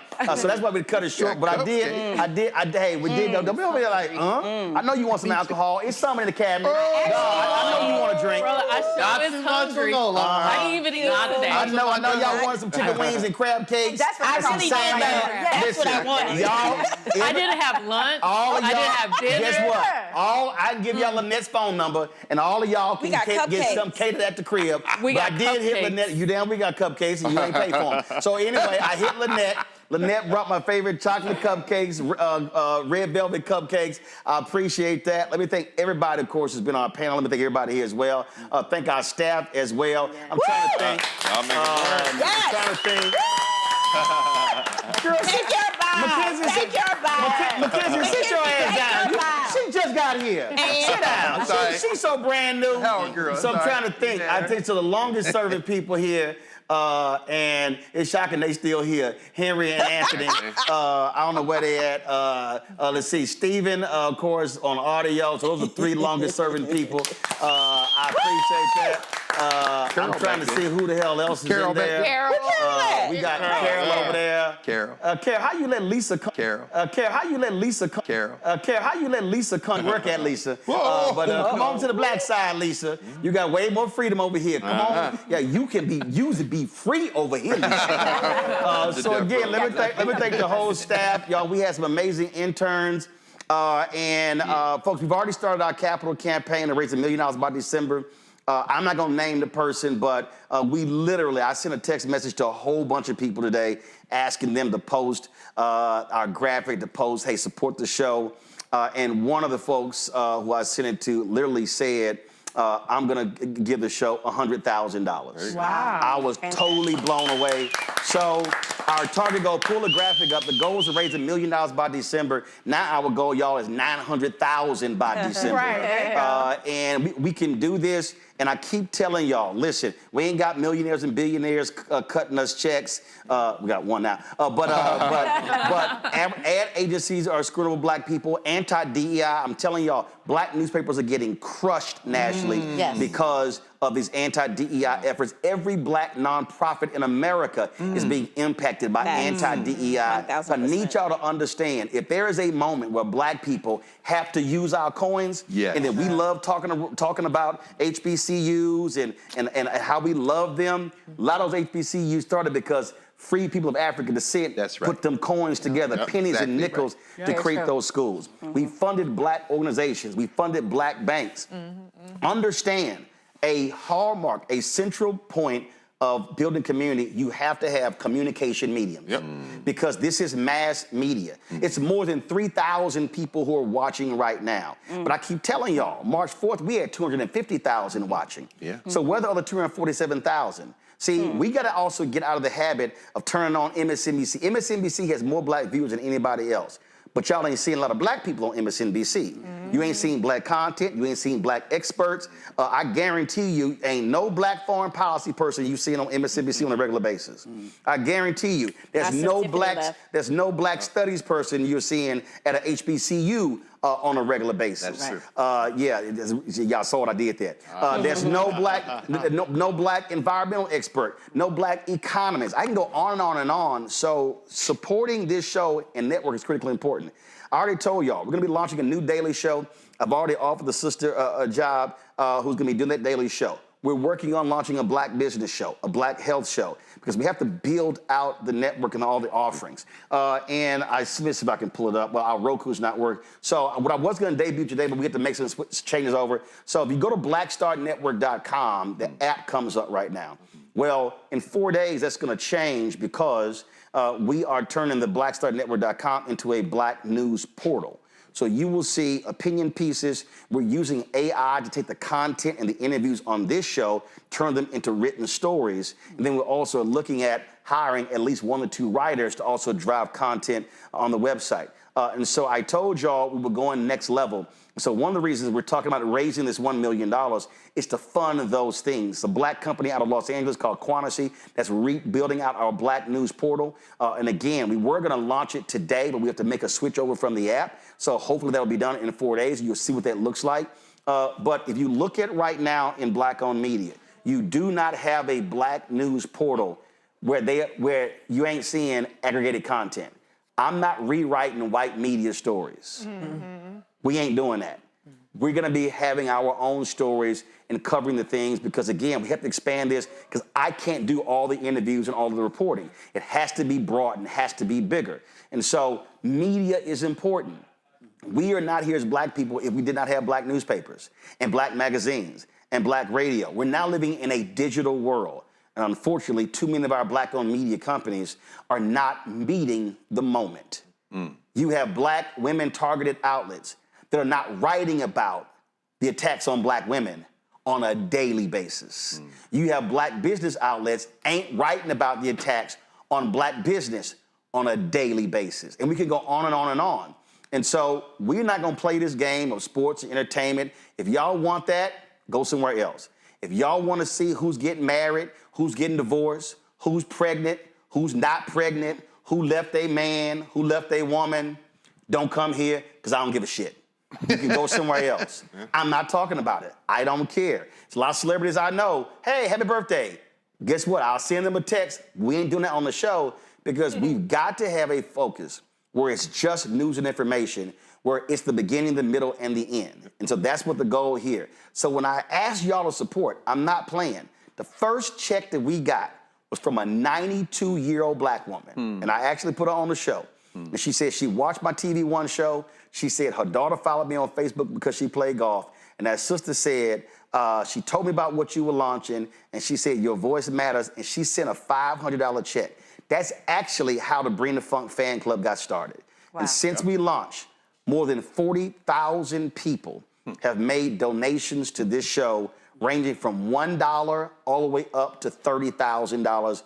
And now the largest now is $100,000. But understand, everybody can't give $100,000 or 50 or 30 or 25, 10, 5. Everybody can't even give $50. But trust me, when the sister, the seasoned saint who stopped me at the Atlanta airport and gave me $1, her dollar is just as important as the 100,000. Because you know what? If you get 10,000 people giving $1, there's still $10,000. And so that's where we have to be. And I'm telling y'all right now, this anti-DEI stuff, this anti-black stuff, that's locked in place for the next 3.5 years. We need to understand that, okay? It ain't going away if Democrats win the House next year. And so we have got to have communication mediums that are fortified, that are unbought, unbossed, and that they do not control. And I told y'all, the only person above me on our flow chart is God. I don't report to anybody else. I don't ask anybody else, can I?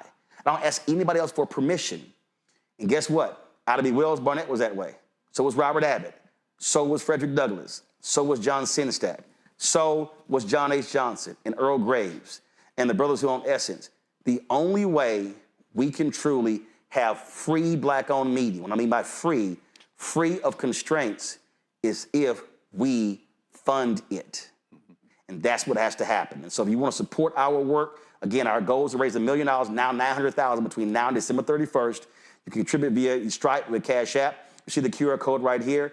PayPal is R Martin Unfiltered. Venmo is RM Unfiltered. Zelle, Roland at RolandSMartin.com, Roland at RolandMartinUnfiltered.com. Checks and money orders, make it payable to Roland Martin Unfiltered, P.O. Box 57196, Washington, D.C., 20037 7-0196. Of course, download the Black Star Network app, Apple phone, Apple TV, Android TV, Roku, Amazon Fire TV, Xbox One, Samsung Smart TV. Those of you watching on YouTube, hit the damn like button. I see all y'all commenting, but y'all, I see more than 3,000 people watching. I don't see 3,000 likes. What's up with that? Makes no sense to me, all right? Don't forget, get our Black Star Network gear. I think we have this Black Owned Media Matters shirt on there. If not, trust me, it's going to be on there tomorrow. And so go to shopblackstarnetwork.com to get our gear there. Support the Black-owned products that are on there as well. We have Black-owned products on shopblackstarnetwork.com. You can buy direct, support those Black-owned businesses. Go there as well. And, of course, we support the Black social media app Fanbase. Download the app. They've now reached 13 million of their 17 million goals Series A fundraise. There's 4 million left. I don't want us just using social media. I want us being investors in social media so we also can build black wealth because that's how so many white folks have done that as well. We should be doing that, so get Fanbase as well. Again, let me thank everybody here. Let me thank all of our commentators on our panels every single day that have made this show possible for the last 7 years. Thank our staff, and more importantly, let me thank every single one of you because y'all watching, y'all commenting, y'all posting, y'all sharing our content is how we went from 157,000 YouTube subscribers to now 1.85 million, and how we've been able to build and grow this to hit a high of some 30 million views a month. And last point, YouTube's top 100 black podcasts, they've not had that for like 3 months. It's only 2 weeks we were not in the top 100. They reached the highest we reached was number 40. And we're the only black news outlet that is on YouTube's top 100. Everybody else is sports and entertainment. And that shows you the power of black eyeballs and black voices. Folks, I'll see you tomorrow from Atlanta. Thanks for joining us in our celebration, 7th anniversary, 4th anniversary. I'll see you tomorrow. Holla! And get some cupcakes.